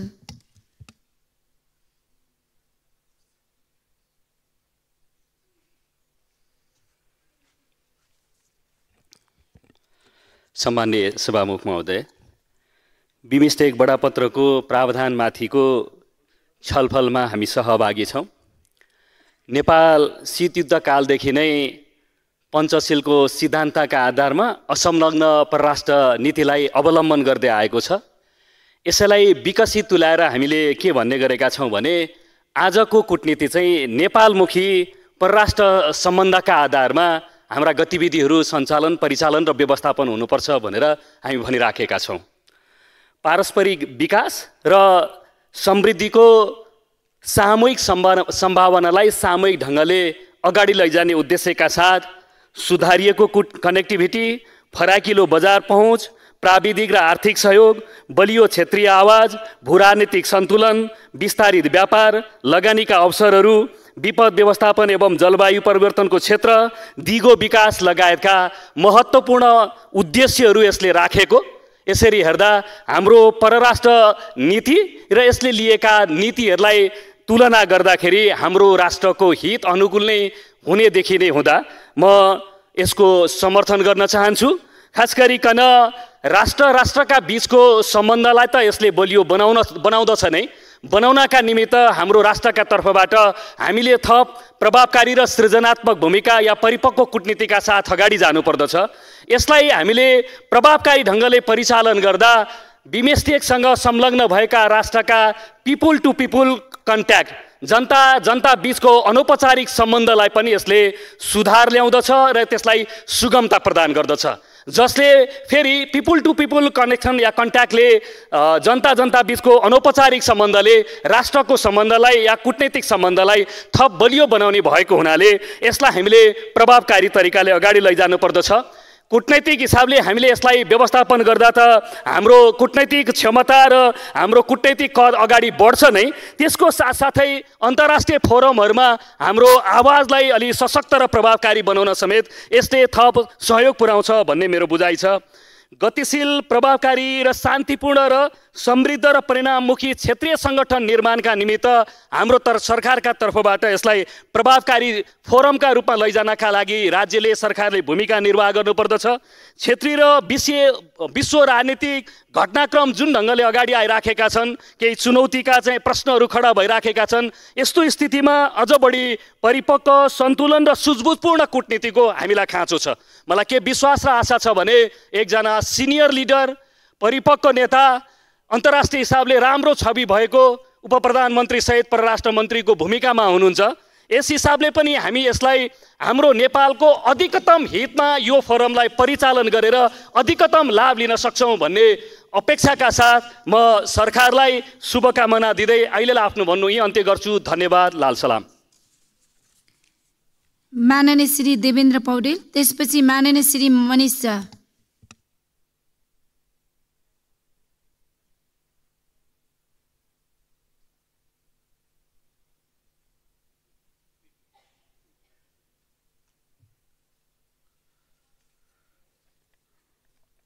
सम्माननीय सभामुख महोदय, यो बिमस्टेकसित सम्बन्धित विषयमा आफ्ना भनाइहरू राख्ने अवसर दिनुभएकोमा आभार व्यक्त गर्न चाहन्छु। मुख्यतया हामी आजभोलि 21औं शताब्दीमा प्रवेश गरेका छौँ। 21औं शताब्दी भनेको प्रविधिको युग, सूचना सञ्चारको युग र मानिसलाई एक ठाउँबाट अर्को ठाउँमा सहयोग पुर्याउने युगको रूपमा अगाडि बढेको युग हो। यो बेलामा हाम्रो देशको हामीले बनाएकै संविधान, नेपालको संविधानको धारा 279(1) मा नेपाल पक्ष भएर हुने सङ्घीय सम्झौता, सङ्घीय कानुन अनुरूप हुने व्यवस्था छ भनी अनुरूप नै यो बिमस्टेक चार्टरलाई अनुमोदन गर्नु हाम्रो दायित्व हो। सम्माननीय सभामुख महोदय, हामी स्वाभिमान, सार्वभौम भएर अगाडि बढ्न चाहन्छौँ। माननीय परराष्ट्र मन्त्रीज्यूलाई पनि यो दिशामा देशको भूमिकालाई प्रखर रूपमा अगाडि बढाउनको निम्ति पनि म हार्दिक अनुरोध गर्न चाहन्छु। हामी सपना हराएको देश होइन, सपना भएको देशको रूपमा, हीनता, सानो भूगोल छ भनेर हीनता बाँध्ने देशको रूपमा होइन, भावना भएका र चाहिँ उदात्त भावना भएका मानिसहरू बस्ने देशको रूपमा हामीले हाम्रो देशलाई अगाडि बढाउन सक्नुपर्छ र त्यसको निम्ति यो बिमस्टेकसित सम्बन्धित बङ्गलादेश, भुटान, भारत, म्यानमार, श्रीलङ्का, थाइल्यान्ड जस्ता देशहरूसँग सम्बन्ध विस्तार गरेर अगाडि बढ्नु, त्यसको चाहिँ सक्रिय भूमिकामा रहनु हाम्रो निम्ति आजको 21औं शताब्दीको पृथ्वीको यो युगमा आवश्यकता छ। त्यस अर्थमा पनि यो हामीले नेपाल पक्ष राष्ट्र भएर गरेका यस प्रकारका क्रियाकलाप गतिविधिहरूलाई, सन्धि सम्झौताहरूलाई हामीले अनुमोदन गरेर अगाडि बढ्नुपर्छ। किनभने हाम्रो संविधानमा मौलिक हक भनेका छौँ। मौलिक हक भनेको शिक्षामा समान अवसर, स्वास्थ्यमा समान चाहिँ उपचारको व्यवस्था राज्यको तर्फबाट ग्यारेन्टी गर्ने कुरा, रोजगारको ग्यारेन्टी गर्ने कुरा, खाद्यान्न र आवासको ग्यारेन्टी गर्ने कुरा मौलिक हकमा उल्लेख भएको छ। यो बिमस्टेक राष्ट्रहरूको बिचमा यी आधारभूत मानवीय विषयहरूमा सहकार्यको आवश्यकता छ, जुन सहकार्यको निम्ति थलबाट, जलबाट, मनबाट, प्रविधिबाट हामीले बिमस्टेक राष्ट्रहरूको बिचमा सुमधुर सम्बन्ध विस्तार गरेर अगाडि बढ्नुपर्नेछ र त्यसको निम्ति हामीले बिमस्टेकका क्रियाकलाप र गतिविधि अगाडि बढाउँदाखेरि अरू छिमेकी मित्र राष्ट्र वा अरू सङ्घ संस्थाहरू उत्तेजित नहुने गरी यी आधारभूत विषयहरूमा अगाडि बढौँ र त्यसको निम्ति माननीय परराष्ट्र मन्त्रीले अरू थप भूमिका अगाडि बढाएर अगाडि बढ्नुहुनेछ भन्ने कुरा राख्दै मेरा भनाइहरू अन्त्य गर्न चाहन्छु। धन्यवाद। माननीय श्री मनिष झा, त्यसपछि माननीय श्री दिपा शर्मा।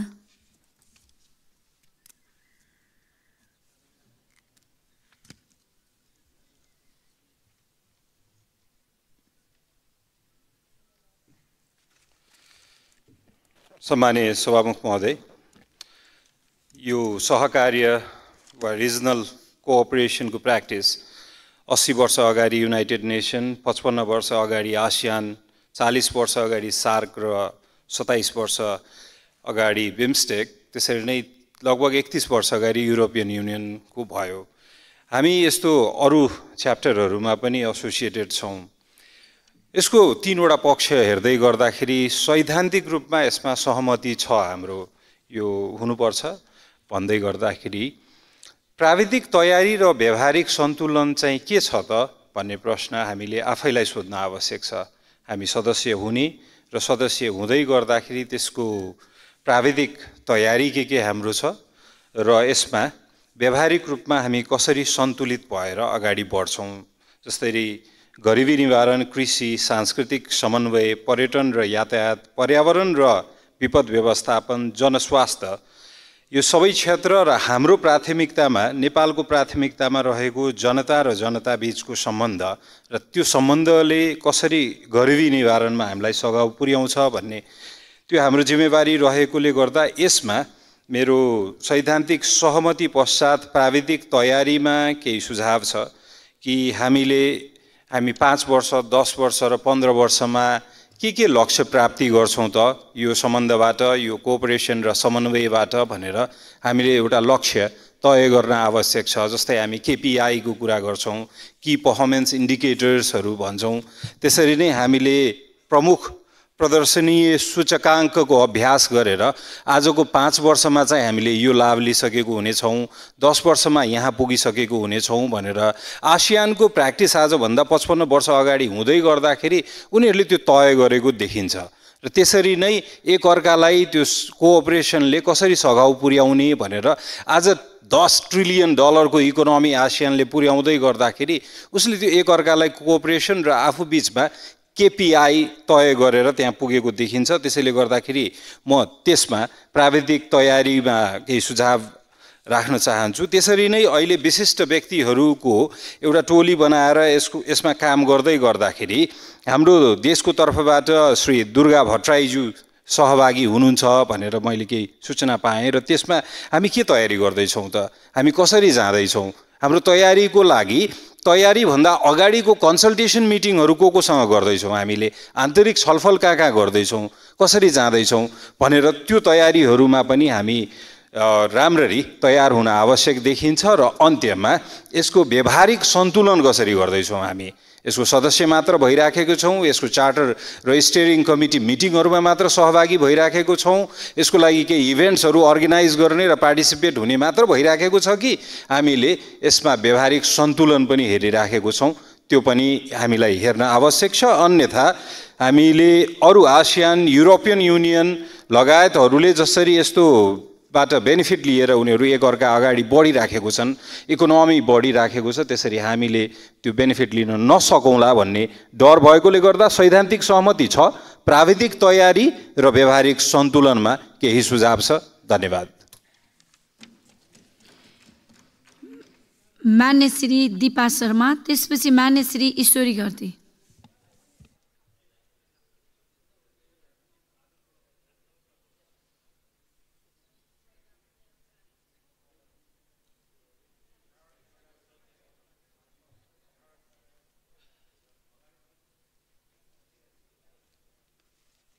जहिले मैले दुःख पाउँछु कि यहाँ त।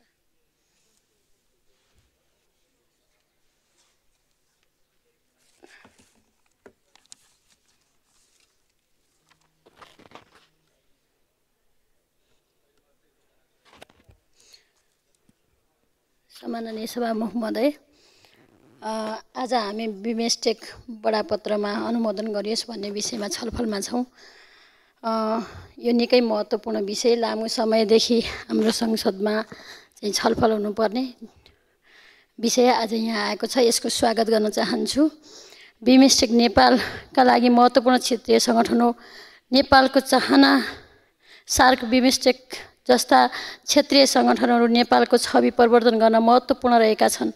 नेपालको आर्थिक, सामाजिक र सांस्कृतिक सम्बन्धको विकासमा दक्षिण र दक्षिण पूर्व एसियाका मुलुकहरूसँग सहकार्य गर्न र बिमस्टेक महत्त्वपूर्ण रहेको हुँदा यससँग सम्बन्धित कागजातहरू सम्पूर्ण प्रक्रिया पुरा गरी राष्ट्रिय र क्षेत्रीय हित समेतलाई विचार गरी यो पेश गरिएको छ भन्ने कुरामा मलाई विश्वास छ।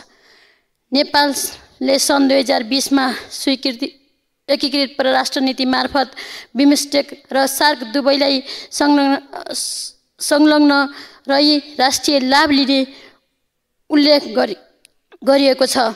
अति कम विकसित तथा भूपरिवेष्टित विकास उन्मुख देशहरूको विशेष आवश्यकता र परिस्थितिलाई एवं यिनीहरूको विकास र प्रक्रियालाई सहयोग प्रदान गर्ने सवाललाई स्वीकार गरेको छ। त्यसैले यो स्वागतयोग्य छ।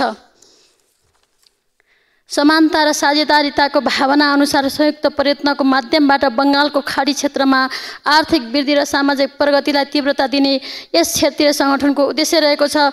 त्यसैगरी सङ्गठनको सिद्धान्तमा सार्वभौम समानता, भौगोलिक अखण्डता, राजनीतिक स्वतन्त्रता, आन्तरिक मामिलामा हस्तक्षेप, राजनीतिक अखण्डता, अनाक्रमण, शान्तिपूर्ण सहअस्तित्व, पारस्परिक सम्मान र लाभको सिद्धान्तको परिपालनमा आधारित हुने उल्लेख गरिएको छ।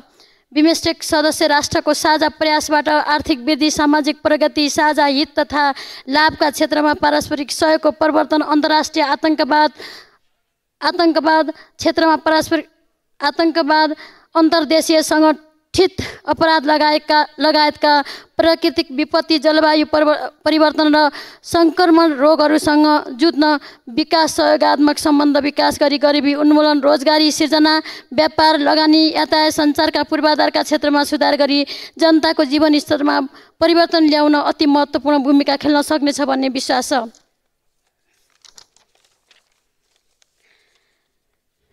बिमस्टेक सदस्य राष्ट्रहरूले संयुक्त रूपमा पहिचान गरेका सहयोगका क्षेत्र कृषि तथा खाद्य सुरक्षा, अन्तर्सञ्जाल, व्यापार, लगानी तथा विकास, विज्ञान प्रविधि तथा नवप्रवर्तन, सुरक्षा, वातावरण तथा जलवायु परिवर्तन जनस्तरको सम्पर्क, शिक्षा, पर्यटन क्षेत्र नेपालका लागि पनि उत्तिकै प्राथमिकताका विषय रहेका छन्। यस बडापत्रमा अन्तर्निहित उद्देश्य तथा सिद्धान्तहरू नेपालको हित अनुरूप नै रहेको सन्दर्भमा उक्त बडापत्र अनुमोदन गर्न उपयुक्त देखिन्छ। यसलाई सक्रिय र प्रभावकारी बनाउन नेपाल सरकारले त्यही ढङ्गले चाहिँ नेतृत्व गर्नेछ र भूमिका खेल्नेछ भन्नेमा पनि विश्वास छ। धन्यवाद। माननीय श्री ईश्वरी घरती, त्यसपछि माननीय श्री नारायणी शर्मा।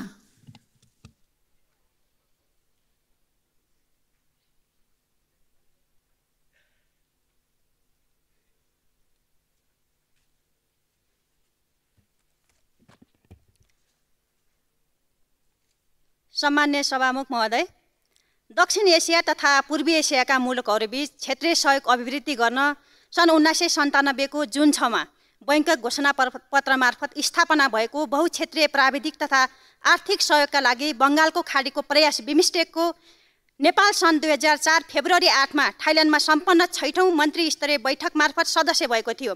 नेपाल बिमस्टेक सदस्य भएदेखि उक्त सङ्गठनमा सक्रिय तथा रचनात्मक भूमिका निर्वाह गर्दै आएको छ। बिमस्टेकलाई थप व्यवस्थित र प्रभावकारी बनाउने सन्दर्भमा काठमाडौँमा 2075 भदौ 14 र 15 गते सम्पन्न 4औं बिमस्टेक शिखर सम्मेलन समेत सम्पन्न भइसकेको अवस्था छ।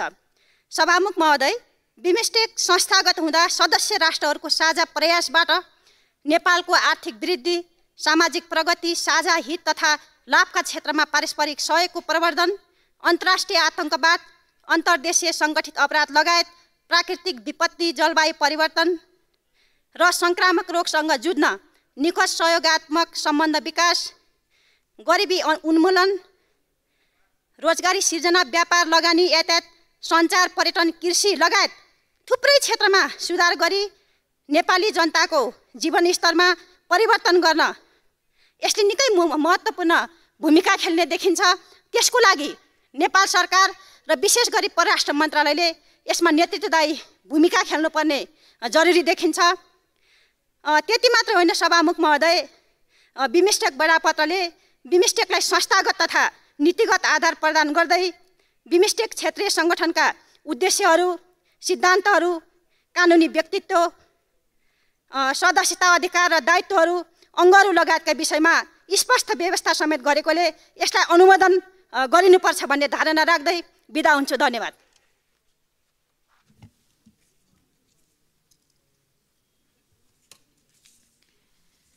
माननीय श्री नारायणी शर्मा, त्यसपछि माननीय श्री सुनिता बराल।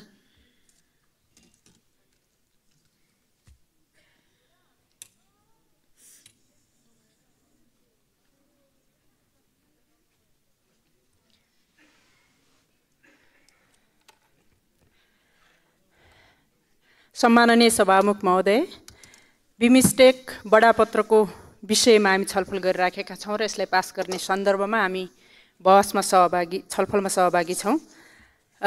बङ्गालका खाडी राष्ट्रहरूको सङ्गठनको रूपमा परिचित यो बिमस्टेक 1997 जुन 6मा बैङ्गिक घोषणा पत्र मार्फत यो सङ्गठन स्थापना भएको थियो। त्यति बेला बङ्गलादेश, भारत, श्रीलङ्का र थाइल्यान्ड यसका सदस्य थिए।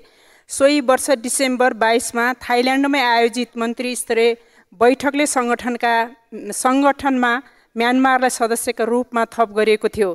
त्यति बेला यसलाई बङ्गलादेश, भारत, म्यानमार, श्रीलङ्का र थाइल्यान्ड आर्थिक सहयोगको रूपमा यसको नाम क्रिएट गरिएको थियो। सन् 2004 फेब्रुअरी थाइल्यान्डमा सम्पन्न 6औं मन्त्री परिषद बैठकबाट नेपाल र भुटानले पनि बिमस्टेकको सदस्यता प्राप्त गरेका थिए। बहुउद्देश्य प्राविधिक तथा आर्थिक सहयोगका लागि बङ्गालको खाडीको प्रयास भनेर यसको चाहिँ परिभाषित गरिएको थियो। यो क्षेत्रीय सङ्गठनको दक्षिण र पूर्वी एसियालाई जोड्ने काम गरेको छ। विश्वको करिब 22% जनसङ्ख्या रहेको यो क्षेत्रका मुलुकहरूले पछिल्लो 5 वर्षमा 6.5% औसत आर्थिक वृद्धि दर रहेको छ। गठबन्धनका रूपमा रहेको यो सङ्गठनको उद्देश्य सदस्य राष्ट्रहरूबीच साझा सरकारका विभिन्न विषयमा आपसी सहयोग मार्फत साझा समृद्धि हासिल गर्ने रहेको छ। बिमस्टेकले निर्धारण गरेका विशेष कार्यक्षेत्र व्यापार, प्रविधि, यातायात, पर्यटन र मत्स्य व्यवसाय यसका कार्यक्षेत्र थिए। सन् 2008मा कृषि, जनस्वास्थ्य, गरिबी निवारण, वातावरण, संस्कृति, जनस्तरको सम्बन्ध र जलवायु परिवर्तनलाई यसका कार्यक्षेत्रका रूपमा थप गरिएको थियो। बङ्गालको खाडीको नजिकका तथा यसको उपभोगकर्ता दक्षिण एसियाली तथा दक्षिण पूर्व एसियाली राष्ट्रहरूको प्राविधिक तथा आर्थिक सहयोग सङ्गठनको रूपमा यसलाई चाहिँ अगाडि बढाइएको छ। हामीले जसरी छलफललाई अगाडि बढाइराखेका छौँ कि नेपालले सबै ठाउँहरूमा सबै राष्ट्रहरूसँगको एउटा सम्बन्धलाई सुमधुर त गराइराखेको छ र यसको सुमधुर सँगसँगै हामीले यो नेपाललाई पनि आर्थिक रूपले प्राविधिक रूपले र हरेक हिसाबले सहयोग प्राप्त गर्ने गरी अगाडि बढ्ने कुरा यसको मूल उद्देश्य हो जस्तो लाग्छ। एउटै प्रकारका एउटै चाहिँ आर्थिक अवस्था रहेका र त्यसको सँगसँगै सबै एउटा मिल्ने खालको जो जनसङ्ख्या छ यसलाई अगाडि बढाउनको निम्ति जसरी नेपालले आफ्नो उद्देश्य पुरा गर्नको निम्ति सबै राष्ट्रहरू एक ठाउँमा उभिएर जाने कुरा जो गरिराखेको छ यसमा नेपालले खाली बैठकको क्रम पुर्याउनको निम्ति मात्रै नभएर आर्थिक रूपले पनि यसलाई अगाडि बढाउने यसको समृद्धिको निम्ति मुख्यतः सोचिरहेको छ र सोच्न पर्छ भन्ने कुरा म राख्दछु। धन्यवाद। माननीय श्री सुनिता बराल, त्यसपछि माननीय श्री प्रेम सुवाल।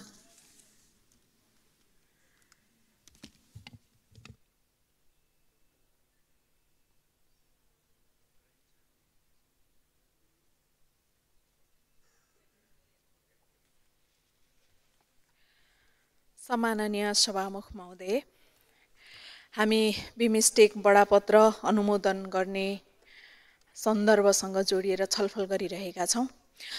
यो बडापत्र अनुमोदन गरेर जानुपर्छ भन्ने सन्दर्भसँग जोडिएर मत राखिरहँदा कसैको पनि फरक मत छैन भन्ने कुरा यो संसदको हलबाट पनि प्रष्ट भइसकेको छ। सत्ता पक्ष प्रतिपक्ष विहीन भएको छ। त्यस अर्थमा पनि यो हाम्रो आवश्यकताको विषय हो भनेर थप जोड गर्न चाहन्छु। तर यो आवश्यकताको विषय हो भनिरहँदा सार्क वा क्षेत्रीय सङ्गठनहरूका हाम्रा विगतका अनुभवहरूलाई थप समृद्ध बनाउँदै यसलाई प्रभावकारी बनाउने कुरामा हामीले ध्यान दिनुपर्छ।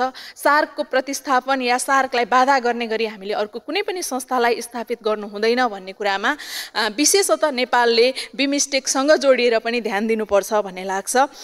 क्षेत्रीय सङ्गठनहरूलाई हाम्रा आवश्यकताका निम्ति कसरी उपयोग गर्ने भन्ने प्रष्ट नीति हुन आवश्यक छ। हामीले 4 दशक अगाडि सार्कको स्थापना गर्दै गर्दा राखेका सुन्दर उद्देश्यहरू आज चाहिँ सार्क संस्थासँग जोडिएर धेरै प्रश्नहरू हामीले खोज्न सक्छौँ या शङ्काको सुविधा हामीलाई बिमस्टेक प्रति पनि रहेको छ। सार्कलाई निहाल्दै गर्दा सार्कका पनि धेरै विषयहरू हामीलाई उपयोगी हुने थिए, त्यही अनुसार आज बिमस्टेक पनि उपयोगी छ। तथापि उपयोगितालाई हामीले कसरी हेर्ने र कसरी उपयोग गर्ने या अर्को कसैको सुविधाका लागि मात्रै हामीले बडापत्र अनुमोदन गर्ने कि आफ्नो उपयोगितामा बढी ध्यान दिने भन्ने कुरालाई विशेष प्राथमिकतामा राख्नुपर्छ भन्ने लाग्छ।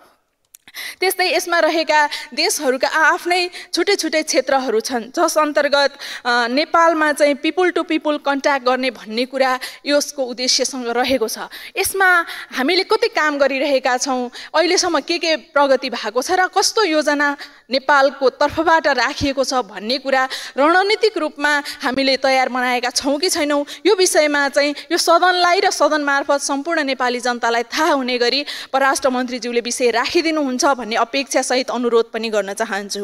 हामीले यस बिमस्टेक संस्थालाई मूलतः पारवहन को विषयसँग जोडिएर, कनेक्टिभिटीको विषयसँग जोडिएर, टुरिज्म प्रमोसनको विषयसँग जोडिएर, ट्रेडको विषयसँग जोडेर रणनीतिक योजना बनाउने कुरामा विशेष ध्यान दिनुपर्छ होला र उपयोग गर्नुपर्छ होला भन्ने लाग्छ।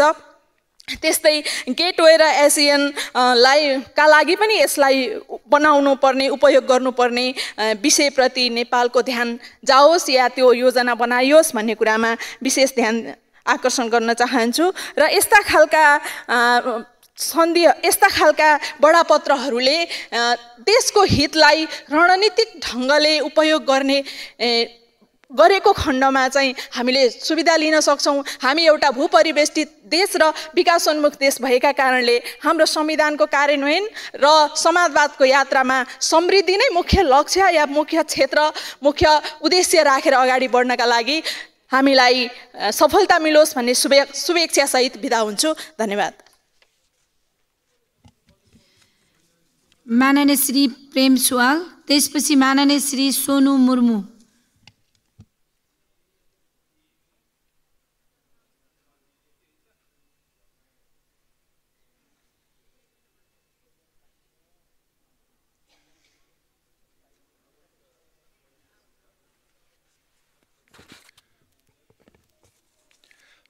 सभामुख महोदय, यो बिमस्टेक के को लागि भन्ने विषय उठ्दा आतंकवादलाई नियन्त्रण गर्न भन्ने कुरा पनि यहाँ लेखिएको छ। आतंकवाद हाम्रो शब्दकोशमा हतियारसहित आक्रमण गर्न आउने सानो समूह हो, तर यो उपनिवेशकालको आतंकवाद चाहिँ फरक छ। ल्याटिन अमेरिका, अफ्रिका, एसियामा साम्राज्यवादी देशहरूले उपनिवेश बनाउँदा ती उपनिवेशवादी देशका जनताले हाम्रो देशको स्वाधीनतामा किन थिचोमिचो गरेको, हामी प्रत्याक्रमण गर्छौं भनेर विरोध गरेपछि साम्राज्यवादी देशहरूले यिनीहरू आतंकवादी हो भनेर दबाएको थियो। त्यसकारण मन्त्रीज्यू यसमा कुन चाहिँ हो परिभाषा आतंकवादको? हाम्रो शब्दकोश अनुसारको सरल छ। साम्राज्यवादीहरूको आतंकवाद त अर्कै छ नि, जसले स्वाधीनताको लागि आवाज उठाउँछ त्यसैलाई दबाउँछ आतंकवादी भनेर। अहिले यसमा त्यही अर्थमा आएको छ यो आतंकवादी शब्द। गरिब निमुखाको लागि होइन, जसले स्वाधीनताको लक्ष्य को लागि लड्छ त्यो ढङ्गले आएको होइन। यसको परिभाषा स्पष्ट छैन। र साथसाथै यसमा युरोपेली सङ्घको पनि कुरा यहाँ उठ्यो। युरोपेली सङ्घका देशहरूको क्षेत्रफल, जनसङ्ख्या, आर्थिक स्तर उस्तै छन्। बिमस्टेकमा त्यस्तो छ, जनसङ्ख्या पनि धेरै फरक छ, क्षेत्रफल धेरै फरक छ, आर्थिक हिसाबले फरक छ। एउटै ठाउँमा बाघ र बाख्रा जाँदाखेरि बाख्रालाई दुःख हुन्छ नि, बाघले त खाइहाल्छ। बिमस्टेक र सार्कमा त्यस्तो नभएर हामी नभएको देख्छौँ। सार्कमा चीनलाई पर्यवेक्षणको रूपमा ल्याइयो, सदस्य नै बनाउनु पर्ने थियो, तर सार्क बैठकै भएन। अब बिमस्टेक के हुन्छ?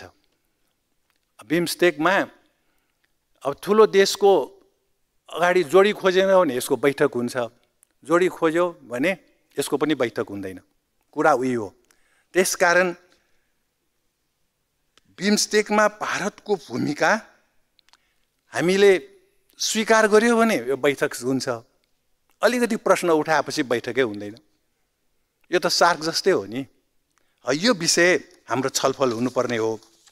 र अब दक्षिण एसिया र दक्षिण पूर्वी एसियामा अफगानिस्तान, पाकिस्तान पनि पर्छ, म्यानमार पनि पर्छ। म्यानमार सदस्य छ, म्यानमारको अक्षांशको लाइनको चीन सदस्य छैन। त्यसकारण यो बिमस्टेक क्षेत्रीय सन्तुलनको लागि आएको होइन।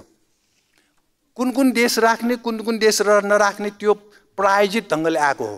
त्यसमा नेपाल जानुभन्दा अगाडि सोच्नुपर्ने हो, सही गरेर खुरखुर आउने अनि यहाँ छलफल गरेर अनुमोदन गराउने। यो मिल्दैन। यहाँ साथी मान्यज्यूहरूले भन्नुभएको छ। र बिमस्टेकको एउटा उद्देश्य रोजगारी सृजना गर्ने लेखिएको छ। गोर्खा भर्ती खारेज गर्ने भनेर किन लेखिएन त? हाम्रो देशमा गोर्खा भर्तीलाई यही काम दिनुपर्ने होइन? खोइ त यहाँ छैन नि। यो रोजगारी पनि होइन, हाम्रै युवालाई उनीहरूको सस्तो ज्यामी बनाउने हो। र म टुङ्ग्याउँछु। अर्को गरिबी उन्मूलन, यहाँ उल्लेख छ। गरिबी उन्मूलनको उपाय त सामाजिकरण हो नि। खोइ त बिमस्टेकका देशहरूमा सामाजिकरणद्वारा गरिबी उन्मूलन भनेर किन लेखिएन त? यो झुट हो सबै। अब यसमा हामी अनुमोदन गर्छौँ झुटलाई। यसकारण हामी झुटबाट सचेत हौँ। मन्त्रीज्यू पनि सचेत हुनुहुनेछ। धन्यवाद। माननीय श्री सोनु मुर्मू, त्यसपछि माननीय श्री विनिता कुमारी सिंह।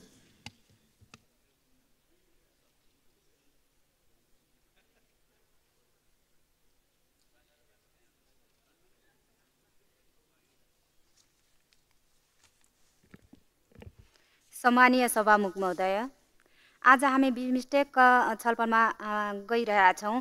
दक्षिण एसिया तथा दक्षिणी पूर्वी एसियाका मुलुकहरू बीच क्षेत्रीय सहयोग अभिवृद्धि गर्न सन् 1997 जुन 6 मा ब्याङ्ककको घोषणापत्र मार्फत स्थापना भएको बिमस्टेकको संस्थागत संयन्त्र सङ्गठनको शिखर सम्मेलन यो सङ्गठनको सर्वोच्च नीति बनाउने निकाय हो, जसमा सदस्य राष्ट्रका सरकारहरू प्रमुखहरू समावेश हुन्छन्।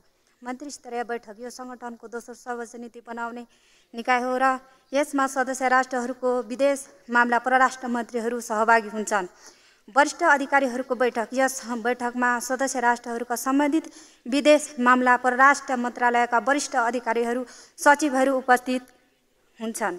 सङ्गठनको कार्यदलको बैठक मासिक रूपमा बङ्गलादेशको ढाका स्थित सचिवालयमा आयोजना हुने यस बैठकमा सङ्गठनका सदस्य राष्ट्रहरूका बङ्गलादेशका राजदूतहरू सहभागी हुन्छन्। बिजनेस फोरम र इकोनोमिक फोरम यी दुई प्रमुख फोरमहरू हुन् जसले सङ्गठनको फोकस क्षेत्रमा निजी क्षेत्रको सक्रिय सहभागितालाई आकर्षित गर्दछ। बिमस्टेकको सहयोगका क्षेत्रहरू।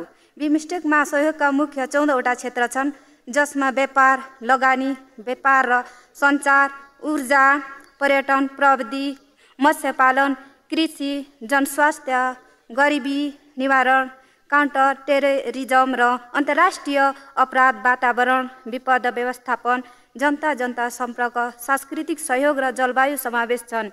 परिवर्तनमा प्रत्येक सदस्य देशले यीमध्ये कम्तीमा एक वा बढी क्षेत्रमा मार्गनिर्देशन गर्दछ।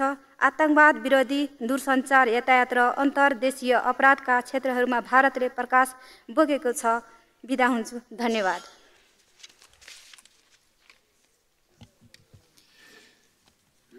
माननीय श्री विनीता कुमारी सिंह, त्यसपछि माननीय श्री दामोदर पौडेल बैरागी।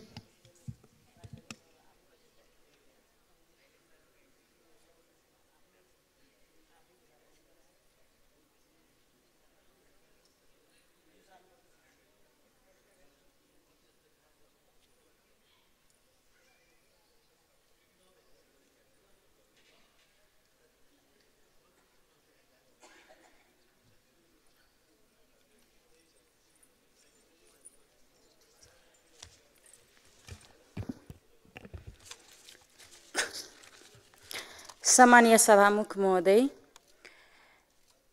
माननीय उप प्रधानमन्त्री एवं परराष्ट्र मन्त्रीज्यूले प्रस्तुत गर्नुभएको बिमस्टेकको बाडापत्र स्वागत योग्य छ। यसले दक्षिण र दक्षिणी पूर्वी एसियाली बीच जोड्ने लिङ्कको रूपमा काम गर्छ। तसर्थ यसले सार्क र आसियान सदस्य राष्ट्रहरू बीचको सहयोगलाई पनि अभिवृद्धि गर्न मद्दत गर्छ। सङ्गठनका सदस्य राष्ट्रहरूको जनसङ्ख्या लगभग 1.5 बिलियन छ, जुन विश्वव्यापी जनसङ्ख्याको लगभग 22% हो। बिमस्टेकका सदस्य राष्ट्रहरूको संयुक्त कुल ग्राहक उत्पादन जीडीपी करिब 2.7 ट्रिलियन अमेरिकी डलर रहेको छ। यी मध्ये अधिकांश सदस्य राष्ट्रहरूले पनि विगत 5 वर्षमा औसत 6.5% को आर्थिक वृद्धि दर कायम राख्न मद्दत गर्छ। साथै प्रत्येक वर्ष विश्वव्यापी रूपमा व्यापार हुने सामानको लगभग 25% बङ्गालको खाडीबाट जान्छ। यसबाहेक धेरै महत्त्वपूर्ण कनेक्टिभिटी परियोजनाहरू पनि बङ्गालको खाडी क्षेत्रमा अवस्थित छन्। यी मध्ये केही हुन्: बङ्गलादेश, भुटान, भारत, नेपाल BBIN मोटर वाहन सम्झौता। यी देशहरूबीच यात्रु र कार्गो यातायातको निर्वाह प्रवाह सुनिश्चित गर्न कलादान बहुविध परियोजना भारत र म्यानमार बीच एसियाली त्रिपक्षीय राजमार्ग म्यानमार हुँदै भारत र थाइल्यान्ड जोड्छ। त्यसकारण यो बाडापत्रलाई समर्थन गर्न चाहन्छु। धन्यवाद।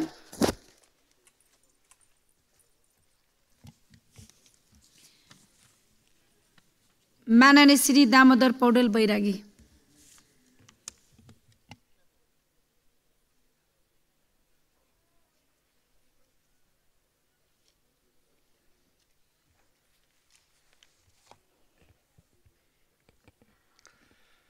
सम्मान्य सभा महोदय, अहिले हामी बिमस्टेक बडापत्रको छलफलमा छौँ। यसको अनुमोदनका लागि परराष्ट्र मन्त्रीज्यूलाई धन्यवाद भन्न चाहन्छु। म यो बडापत्र अथवा यो प्रस्ताव कसले गर्यो, कहाँ गर्यो, कहिले गर्यो, कुन कुन देश यसका सदस्य भए भन्ने भन्दा पनि अहिले हामीले छलफल गर्दाखेरि नेपालको हित अनुकूल छ कि छैन हामीले हेर्नुपर्ने यो हुन्छ।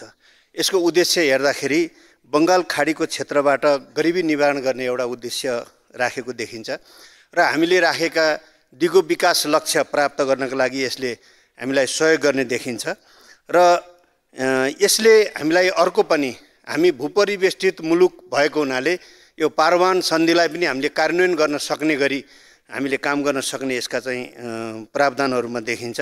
त्यसैगरी हामी विकसोन्मुख राष्ट्रतर्फ उन्मुख भएको हुनाले यसले हामीलाई आर्थिक समृद्धिका लागि पनि सहयोग गर्ने वातावरण बनाउने देखिन्छ र हामीले चाहिँ भने जस्तै पर्यटन व्यापारका क्षेत्रमा हामीले चाहिँ आफ्नो एजेन्डालाई अगाडि बढाउन सकिने गरी यसले सहयोग गर्ने देखिन्छ र यो संगतिमा रहेका देशहरू बङ्गाल खाडीको संगतिमा रहेका देशहरू बीचको सांस्कृतिक आदान प्रदान गर्ने कुरामा पनि यो सन्धिले यो बडापत्रले हामीलाई सहयोग गर्ने देखिन्छ र जलवायु परिवर्तनका सन्दर्भमा हामीले गरेको योगदानलाई यसले संरक्षण गर्ने र हामीमाथि चाहिँ कार्बन अक्साइड थोपर्ने देशहरूलाई सजाय गर्नेतर्फ पनि यसले चाहिँ हामीलाई सहयोग गर्ने देखिन्छ र द्वन्द्व व्यवस्थापनका क्षेत्रमा पनि यसले अन्तर्राष्ट्रिय आतंकवादलाई उन्मूलन गर्ने यसले उद्देश्य राखेको छ र देशभित्र शान्ति स्थिरता गर्ने कुरामा पनि यसले चाहिँ हामीलाई सहयोग पुर्याउने देखिन्छ र विभिन्न हिसाबले हामी समृद्धिको लागि अगाडि बढेका हामी मुलुक साना मुलुकहरूको तर्फबाट हामीले चाहिँ भौतिक पूर्वाधारका क्षेत्रमा विकास गर्ने विभिन्न आयोजनाहरूलाई पनि यसले सहयोग हुने गरी यसले उद्देश्य राखेको र तदनुरूपको सङ्गठन त्यसको ती सङ्गठनहरूको व्यवस्थापन र त्यो सङ्गठन मार्फत हामीले गर्ने कामको प्रक्षेपण समेत यसले सही ढङ्गले राखेको अहिले देखिन्छ। त्यसैले यो बिमस्टेक बडापत्रलाई हामीले अनुमोदन गर्दाखेरि नेपाल राष्ट्रको हित अनुकूल हुने देखिएको हुनाले यसलाई अनुमोदन गर्न ठिकै छ भन्ने मलाई लागेको छ। धन्यवाद।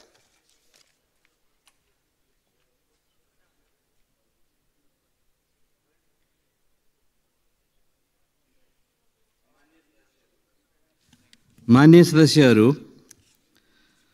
अब माननीय उप प्रधानमन्त्री एवं परराष्ट्र मन्त्री श्री नारायण काजी श्रेष्ठलाई छलफलका क्रममा उठेका प्रश्नहरूको जवाफ दिन अनुमति दिन्छु।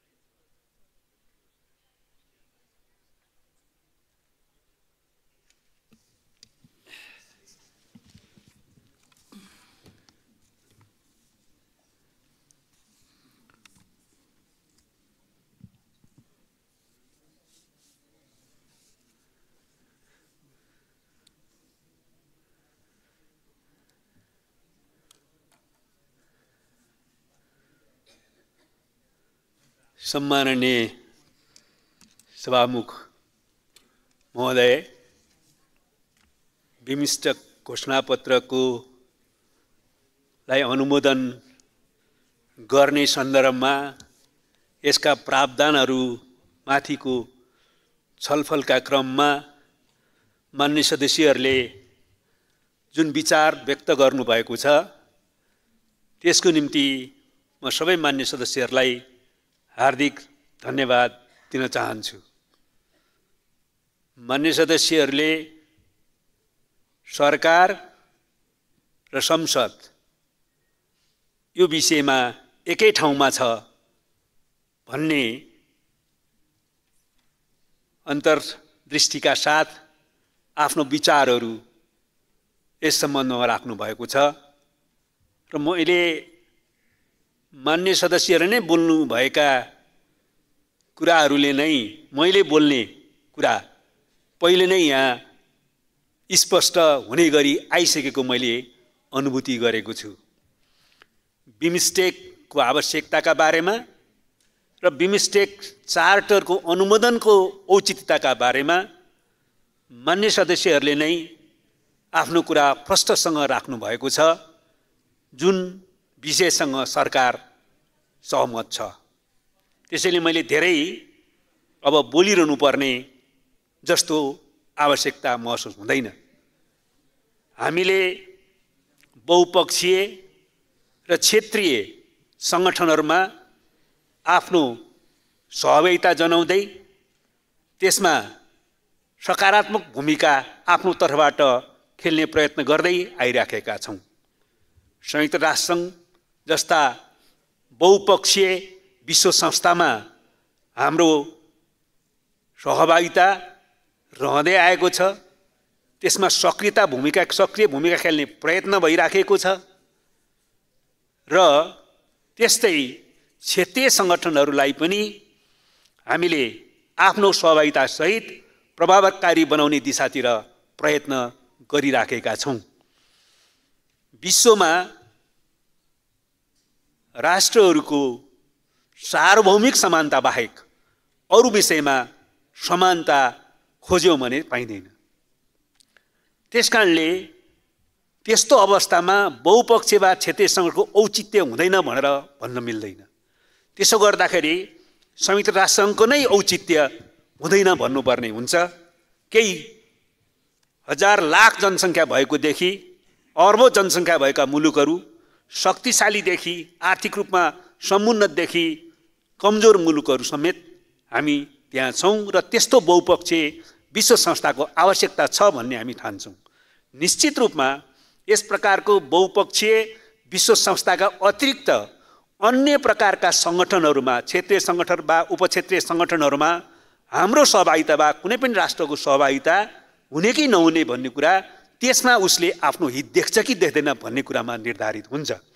त्यसैले हामीले जहाँ आफ्नो हित पनि देख्छौँ, क्षेत्रको हित देख्छौँ, उपक्षेत्रको हित देख्छौँ, त्यहाँ सहभागिता जनाउने हो, त्यहाँ भूमिका खेल्ने हो।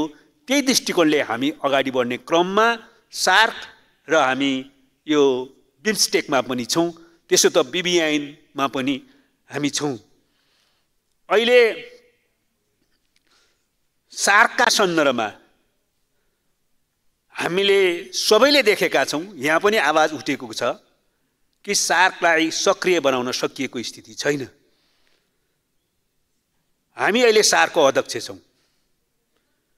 मान्य सदस्यले दिनुभएको सुझावलाई समेत ग्रहण गर्दै हामी सार्कलाई प्रभावकारी बनाउन आफ्नो हैसियतबाट जति भूमिका खेल्न सक्छौँ त्यो भूमिका सहित पहल कदमी लिने सोचमा छौँ र त्यस दिशामा हामी सक्रियता प्रदर्शन गर्नेछौँ। तर हामी सबैलाई थाहा छ, हामीले चाहेदा मात्रै पनि कुनै संस्था सक्रिय वा निष्क्रिय भइहाल्दैन। तर हाम्रो आफ्नो यो अध्यक्षको हैसियतले, यसको सक्रिय सदस्यराष्ट्रको हैसियतले आफ्नो तर्फबाट यसको निष्क्रियतालाई तोड्ने र यसलाई प्रभावकारी ढङ्गले भूमिका निर्वाह गर्न हामी प्रयत्न गर्नेछौँ। यो कुरा म यो सम्माननीय सभामुख मार्फत यो सदनलाई स्पष्ट गर्न चाहन्छु। तर म प्रारम्भमै के पनि भन्न चाहन्छु भने बिमस्टेक सार्कको प्रतिस्थापन होइन, हुन सक्दैन। यो सार्कलाई निष्क्रिय बनाउन, बिमस्टेक चलाउने कुरासँग हामी सहमत छैनौँ। बिमस्टेकको आफ्नै उद्देश्य अन्तर्गत यसमा सहभागिता जनाउने, यसलाई परिचालन गर्ने, यसलाई सक्रिय पार्ने कुरासँग हामी सहमत छौँ। तर हामीले कहिल्यै पनि सार्कको प्रतिस्थापन संस्थाको रूपमा बिमस्टेकलाई स्वीकार गरेका छैनौँ। त्यो होइन भन्ने हाम्रो स्पष्ट धारणा छ। त्यसैले यसलाई बिमस्टेकलाई छुट्टै त्यस प्रकारको क्षेत्रीय सङ्गठनको रूपमा बुझेर यसका उद्देश्यहरूलाई पुरा गर्ने गरी हामीले त्यसबाट समेत लाभ लिने गरी क्षेत्रीय रूपमा नै त्यसको लाभ प्राप्त हुने गरी अगाडि बढ्न हामीले भूमिका खेल्नुपर्ने आवश्यकता छ। त्यस अन्तर्गत जो बिमस्टेकको स्थापना भयो 97मा, त्यस पछाडि अहिले यसको 7वटा सदस्य राष्ट्र छौँ। हामीले 2004मा आएर मात्रै सदस्यता लिएका हौँ, प्राप्त गरेका हौँ र यसको दुईटा कुरामा हामी सबैको, मान्यज्यू पनि यहाँ हुनुहुन्छ, मान्यज्यूले शब्दको व्याख्यामा केही आफ्नो कुरा राख्नु भएको छ, तर जे शब्द लेखिएको छ त्यो शब्दको आधारमा असहमति जनाउनु पर्ने कुनै कारण छैन। खालि एकजना मान्य सरले आतङ्कवादको बारेमा कुराकानी गर्नुभयो। नेपालले आतङ्कवाद, साम्राज्यवादीहरूको विरुद्ध स्वाधीनताको सङ्घर्षलाई आतङ्कवाद ठान्दैन। नेपालले आफ्नो अधिकारको निम्ति जनस्तरको विद्रोहलाई पनि आतङ्कवाद ठान्दैन। तर जुन ढङ्गले केही व्यक्तिहरूले जुन विधि प्रयोग गरेर त्यसलाई विविध उद्देश्यका निम्ति प्रयोग गर्न खोज्छन्, स्वाधीनताको पक्षमा छैन, जनक्रान्तिको पक्षमा, जनअधिकारको पक्षमा छैन, वा छ भने पनि विधि चाहिँ गलत छ भने मात्रै हामीलाई त्यसलाई आतङ्कवाद भन्छौँ। त्यसकारणले त्यो ढङ्गले बुझेर हामीले चाहिँ यसका उद्देश्यहरू हेर्दाखेरि यसलाई यहाँ सबैजसो मान्य सदस्यहरूले भन्नुभयो जस्तो नै यो सही छ भन्ने कुरा प्रश्न नै छ। यसले आफ्नो उद्देश्य स्वाभाविक रूपमा आर्थिक वृद्धि र सामाजिक प्रगतिलाई बनाएको छ र यसले हाम्रो सैद्धान्तिक मान्यतामा सार्वभौम समानता, भौगोलिक अखण्डता, राजनीतिक स्वतन्त्रता, आन्तरिक मामलामा अहस्तक्षेप, अनाक्रमण, शान्तिपूर्ण सहअस्तित्व, पारस्परिक सम्मान र पारस्परिक लाभको सिद्धान्तको परिपालना भनेर उल्लेख गरेको छ। यो मूलभूत जो सैद्धान्तिक प्रस्तावना हो यो सही छ। त्यसै गरी यसले पहिचान गरेको सहयोगको क्षेत्रमा पनि सबैको ऐक्यबद्धता नै रहेको छ, जो नेपाल सरकारको तर्फबाट हस्ताक्षर गरिएकोमा उल्लेख छ। त्यसमा कृषि तथा खाद्य सुरक्षाको क्षेत्र, कनेक्टिभिटीको क्षेत्र, अन्तर्सञ्जालको क्षेत्र, व्यापार लगानी तथा विकासको क्षेत्र, विज्ञान प्रविधि तथा नवप्रवर्तन, सुरक्षा, वातावरण तथा जलवायु परिवर्तन, जनस्तरको सम्पर्क, यी सबै जो पहिचान गरेका सहयोगका क्षेत्रहरू नेपालको लागि पनि त्यत्तिकै महत्त्वपूर्ण छन् र हाम्रो क्षेत्रमा रहेको सबै राष्ट्रहरूको लागि पनि त्यत्तिकै आवश्यक र महत्त्वपूर्ण छन् भन्ने पनि प्रश्नै छ। त्यसै गरी हामी एउटा भूपरिवेष्टित राष्ट्र हौँ। भूपरिवेष्टित राष्ट्रको कोणबाट झन् यो बिमस्टेकबाट हामीले फाइदा लिन सक्ने ठाउँ छ। त्यसकारण यो कोणबाट पनि यो महत्त्वपूर्ण हुने देखिन्छ। त्यसै आधारमा यो क्रियाशील भइसकेपछि सन् 2004मा हामीले यसको सदस्यता लियौँ वा सदस्यता प्राप्त गऱ्यौँ। त्यसपछि नेपालमै 2018मा भएको चौथौँ शिखर सम्मेलनबाट, बिमस्टेक शिखर सम्मेलनबाट यही काठमाडौँबाट के घोषणा गरियो भने यसलाई अब एउटा चार्टर पनि चाहिन्छ। यो चार्टर चाहिन्छ भन्ने घोषणा काठमाडौँ घोषणा शिखर सम्मेलनले गरेको। त्यसको आधारमा यसको तयारी भयो र त्यसपछि 2022मा श्रीलङ्कामा भएको 5औं शिखर सम्मेलनमा यो चार्टरमा नेपाल सरकारसहित 7वटै राष्ट्रहरूले हस्ताक्षर गरेको स्थिति छ। यो हस्ताक्षर भइसकेपछि यसलाई रेटिफाई गरेपछि संसदबाट अनुमोदन गरेपछि नै यो कार्यान्वयन हुने स्पष्ट व्यवस्था छ। त्यो अन्तर्गत हाम्रो देश नेपाल बाहेक 6वटै देशको पार्लियामेन्टले यसलाई रेटिफाई गरिसकेको सूचना हामीलाई प्राप्त भएको छ बिमस्टेक सचिवालयबाट। हामी अहिले 7औँमा पर्छौँ। यसको कार्यान्वयनको कुरा गर्दाखेरि 7औँ चाहिँ राष्ट्रबाट प्राप्त भएको अनुमोदन प्राप्त भएको 30औँ दिनदेखि बडापत्र लागू हुने प्रावधान रहेको छ। त्यसकारण अब हामीले अनुमोदन गरेपछि, नेपालले पनि यसलाई अनुमोदन गरेपछि त्यसको 30 दिनभित्रमा वा चाहिँ 30औँ दिनदेखि भित्रमा होइन, 3 दिनदेखि यो बडापत्र लागू भयो भनेर यसको चाहिँ इफेक्टिभनेसको घोषणा हुन्छ। त्यसकारणले हामीले अहिले विश्वमा जुन प्रकारको परिस्थिति छ त्यसो गर्दाखेरि सदस्य राष्ट्रहरूले आन्तरिक प्रक्रिया पुरा गरी अनुमोदन गर्नुपर्ने र सबै सदस्य राष्ट्रबाट अनुमोदनको दाखिला प्राप्त भएको 30औँ दिनदेखि बडापत्र लागू हुने प्रावधान रहेकोले र अन्य सबै बिमस्टेकका सदस्य राष्ट्रहरूले पनि यो अनुमोदन गरिसकेको अवस्थामा र हाम्रो नेपालको तर्फबाट नेपालले समेत क्षेत्रीय रूपमा र मुख्यतः आफ्नो देशले पनि यसलाई आर्थिक विकास र सामाजिक प्रगतिमा सदुपयोग गर्न सक्ने संस्था यो भएको कारणले र त्यसै अनुरूप नै यो बडापत्र तयार गरेको देखिएको कारणले हामीले यसलाई हाम्रो संविधान र कानुन अनुरूप अनुमोदनको लागि यहाँ प्रस्ताव पेश गरेका हौँ। यसमा नेपालको संविधानको धारा 279(1) मा नेपाल पक्ष हुने सन्धि सम्झौताको अनुमोदन सङ्घीय कानुन बमोजिम हुने व्यवस्था रहेको छ। नेपालको सन्धि ऐन 2027 को दफा 4 को व्यवस्था बमोजिम नेपाल सरकारले मन्त्री परिषदले बडापत्र अनुमोदनको लागि संसदमा सङ्घीय संसदमा प्रस्ताव पेश गर्नुपर्ने व्यवस्था रहेको छ। त्यसै अनुसार यो बडापत्रलाई अनुमोदनको लागि प्रस्ताव पेश गरेको र यो छलफल अत्यन्तै राम्रोसँग छलफल भएको छ र छलफलमा जो सकारात्मक विचार सबैले व्यक्त गर्नुभएको छ त्यसको निम्ति म धन्यवाद दिन चाहन्छु। र यसमा खालि एउटै कुरामा त दुईटा कुरा मध्ये एउटा कुरा मैले पहिल्यै नै बताइसकेँ। दुईटा कुरामा ध्यान आकर्षण छ सबै मान्य सदस्यहरूको। एउटा, यसले सार्कलाई सधैँलाई निष्क्रिय पार्ने अस्त्रको काम गर्नु हुँदैन, त्यसो हुन दिनु हुँदैन भन्ने छ। हामी त्यसो गर्न दिने पक्षमा हुनै सक्दैनौँ। हामी सार्कलाई प्रभावकारी बनाउने पक्षमा छौँ। अध्यक्षको हैसियतमा हामी यसमा सक्रिय भूमिका खेल्नेछौँ। मैले यो कुरा प्रश्न पारेँ। अब अर्को सुझाव छ, यसबाट हामीले लाभ लिनमा हामीले चाहिँ आफ्नै गर्नुपर्ने पहल गर्ने प्रयत्न के भइराखेको छ र के हामी लाभ लिने गम्भीरतापूर्वक चाहिँ प्रयत्न गर्छौँ? हामीले चाहिँ यस्ता सङ्गठनहरूमा संस्थाहरूमा हस्ताक्षर सदस्य बन्ने, बडापत्रमा हस्ताक्षर पनि गर्ने, अनुमोदन पनि गर्ने, तर चाहिँ यसबाट लिन सक्ने लाभ लिन भने हामीले प्रयत्न नगर्ने, गम्भीर प्रक्रिया प्रयत्न अगाडि नबढाउने हुनु भएन भन्ने जो मान्य सदस्यको सुझाव छ, यसलाई सरकारले अत्यन्तै सकारात्मक रूपमा लिन्छ। यद्यपि यो बिमस्टेक स्थापना भएपछि अहिलेको यति समय बितिसक्यो, हाम्रो मात्रै देशको सन्दर्भमा होइन, बिमस्टेकले जुन स्तरमा प्रगति गर्नुपर्ने हुन्थ्यो यसको उद्देश्य प्राप्तिमा, त्यसमा अझै पनि धेरै मेहनत गर्नुपर्ने छ र हामीले थालेका प्रक्रियालाई अझ तीव्र पार्नुपर्ने छ भन्ने कुरा त्यत्तिकै सत्य हो।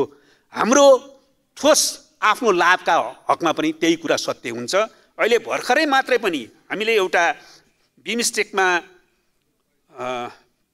यो eminent person group on the future direction of बिमस्टेकको भविष्यको दिशाको बारेमा यो एमिनेन्ट पर्सन ग्रुप एउटा गठन गरिएको छ। त्यसले चाहिँ हाम्रै अनुसन्धान प्रतिष्ठान नीति अनुसन्धान प्रतिष्ठानको आयोजनामा नेसनल स्टेक होल्डर कन्सल्टेसन भएको थियो र बिमस्टेक इपिजीको 2टा बैठक समापन भएको छ र हामीले त्यसको कारणले फ्युचर डाइरेक्सनको निम्ति आफ्नो तर्फबाट तयारी गर्ने कन्सल्टेसनको प्रक्रियालाई व्यवस्थित रूपमा अगाडि बढाउने काम अहिले गरिराखेका छौँ।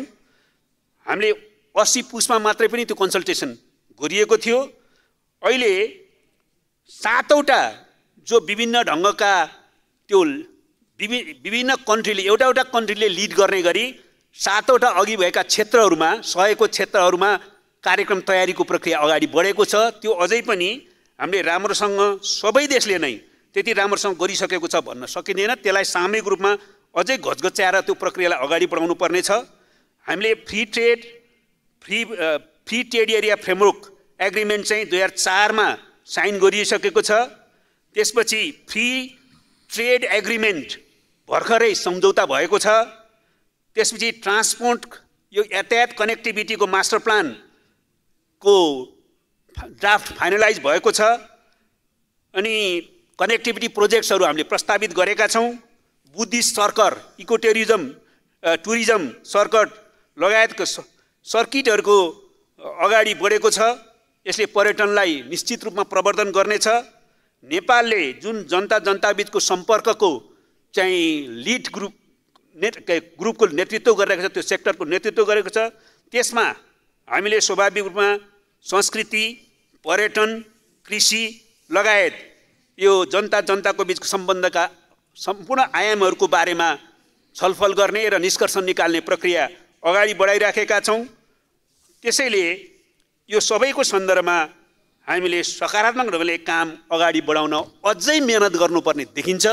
तर हामीले केही दिशातिर काम अगाडि बढाइराखेका छौँ र मान्य सदस्यहरूको गम्भीर सुझावलाई समेत ध्यान दिएर हामीले यसबाट के प्राप्त गर्ने हो, त्यो प्राप्त हामीले चाहँदैमा हुन सक्दैन भन्ने कुरामा पनि हामी प्रश्न हुँदै, तर हाम्रो तर्फबाट यो बिमस्टेकलाई सबै सदस्य राष्ट्रले लाभ दिने गरी यस क्षेत्रको प्रगति, स्थिरता र शान्तिलाई पनि बढावा दिने गरी हामी आफैले पनि लाभ लिने कुरालाई केन्द्रमा राखेर गृह कार्यालय अझ व्यवस्थित गरेर हामी अगाडि बढाउनेछौँ। र त्यस कारणले सबै मान्य सदस्यहरूलाई यो सकारात्मक विचारका निम्ति र सकारात्मक सुझावको निम्ति म धन्यवाद दिन चाहन्छु। धन्यवाद। माननीय सदस्यहरू, बिमस्टेक बडापत्र बिमस्टेक चार्टरको प्रावधानमाथिको छलफल यहीँ समाप्त हुन्छ। माननीय सदस्यहरू, अब माननीय उप प्रधानमन्त्री एवं परराष्ट्र मन्त्री श्री नारायण काजी श्रेष्ठलाई बिमस्टेक बडापत्र बिमस्टेक चार्टरलाई अनुमोदन गरियोस् भनी प्रस्ताव प्रस्तुत गर्न अनुमति दिन्छु। सम्माननीय सभामुख महोदयको अनुमतिले बिमस्टेक बडापत्र बिमस्टेक चार्टरलाई अनुमोदन गरियोस् भन्ने प्रस्ताव प्रस्तुत गर्दछु। धन्यवाद।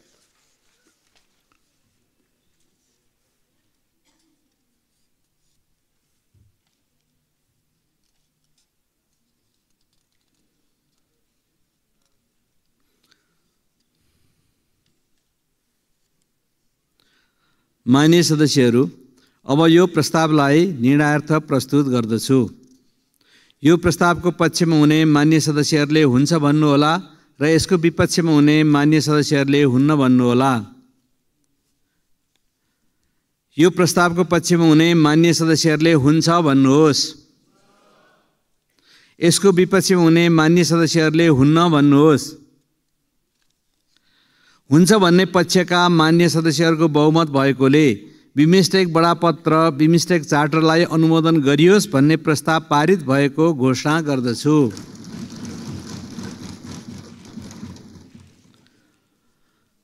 मान्य सदस्यहरू, आजको दैनिक कार्यसूचीको क्रम सङ्ख्या 4 मा रहेको कार्यक्रम सूचीबाट हटाइएको बेहोरा जानकारी गराउँछु। माननीय सदस्यहरू, अब अर्को बैठक 2080 साल चैत्र 21 गते बुधबार बिहान 11 बजे बस्ने गरी यो बैठक स्थगित हुन्छ।